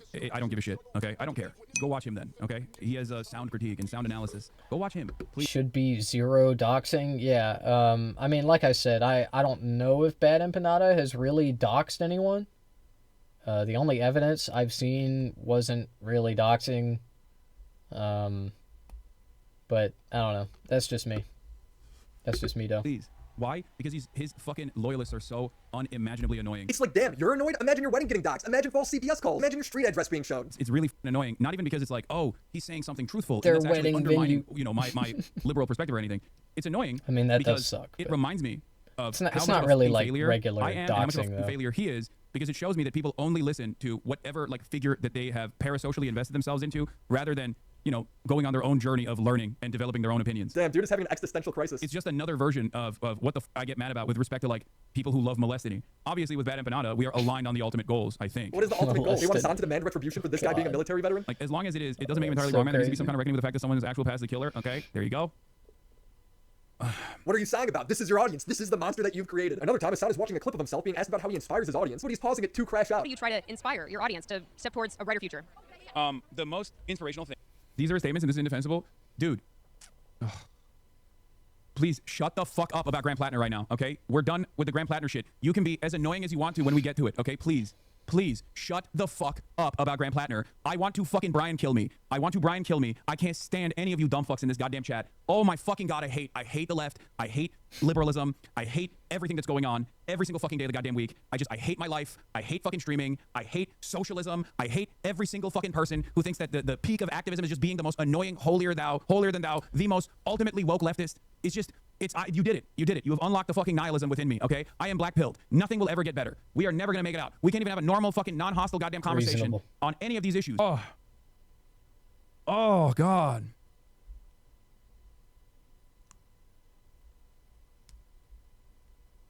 Right when the reporter is asking you about optimism, I want to just shut it off, dude. I want to shut everything off. I just want to go away. If I wasn't so goddamn stubborn, I would have a long time ago. Oh my lord, dude. This anger from Hassan's community is coming from the fact that he supports a politician that they don't like. But he shouldn't be surprised because he does that to his audience whenever they support a politician he doesn't like. Like it or not, black people care about the border. Man, shut the fuck up. Black people care about the border. I don't give a fuck what black people care about or what you think black people care about, okay? Abe's why so angry? Because the white nativist immigration border bill is unimaginably fucking right-wing. And dumb motherfuckers in the chat are like, black people are unimaginably right-wing on the fucking border issues, as though they don't recognize that that's white nativist anyway, and that will inevitably harm black people as well. And by the way, it currently does harm black people as well. There are black fucking undocumented migrants that are crossing the fucking border. If a black person cares about illegal immigration, why would the illegal immigrant being black change that? He acts like his black viewers are so stupid. America is such a white supremacist nation that we literally have black people in leadership positions advocate for white supremacist principles. Look at Kamala Harris. Kamala Harris is a black woman. Her parents are immigrants. Her dad is literally from Jamaica. But they're legal immigrants that were here on student visas. Her dad is a professor and her mom's a scientist. You'd think if you were about to lecture someone on illegal immigration, you would pick an example of someone whose parents are illegal immigrants. Otherwise, it makes no sense. There's a sense of pride around, like, objectively voting for the shittiest fucking candidate possible for the black voting bloc. I don't understand. Like, you don't get it, sweetie. You're not black. You don't understand. We love voting for fucking unpopular candidates. It's not exactly the fucking win you want. Jesus Christ. You just don't understand black people. Admit it. Clown take. Can you shut the fuck up when it comes to black folks? You really don't want to talk about us unless it comes from voting. When is the last time you spoke about Sudan? This makes Hassan lose it. I'm gonna fucking ether you. Any other black folk want to engage in radical activist language in this fucking chat? Suck my fucking cock. Why would you talk about Sudan? You claim to care about the plight of African Americans, but you will not talk about random fucking conflict in Africa that has really very little to do with American politics. Like, yeah, man. All right. Okay? You stupid fucking radlib. Get the fuck out of here. Get the fuck out of my chat. Fucking stupid, moronic, fucking radlib nonsense. Suck my fucking dick. Fuck you. You think you have a pass in here to fucking speak like this? Get the fuck out of here. And you immediately got root.com article regurgitators in here instantly being like, sweetie, You don't understand black people. Shut the fuck up. Keep advocating for your own demise then. Why is he mimicking a black woman's voice? You see, it's okay because they're criticizing him. But if you criticize Hassan, that's Islamophobic. Or you're an Ethan fan, a Destiny fan, part of a right-wing political operation. Or maybe you're Masan, because no normal person would disagree with Hassan. In conclusion, it's impossible to say whether Hassan actually shocked his dog there, but his lies have now snowballed out of control where people believe he did. He's his own worst enemy. I do find it interesting, though, that after calling himself the most protected dog owner, he takes his dog to a place where he feels like he needs to wear a bulletproof vest. If you like this video, check out the time I debated Hassan. Share some pretty similar things to what we talked about today. That was when he went. That was right after Charlie Kirk got shot, and like, yeah, of course he did. He went out. He went to a protest. He went to the No King's Day protest. Of course he wore a fucking bulletproof vest. Like, the fuck are we talking about? Like, we all saw it. We all saw Charlie Kirk get blasted. Why? Like, yeah, he. What? Stupid. This was a L video. It sucks. That is all.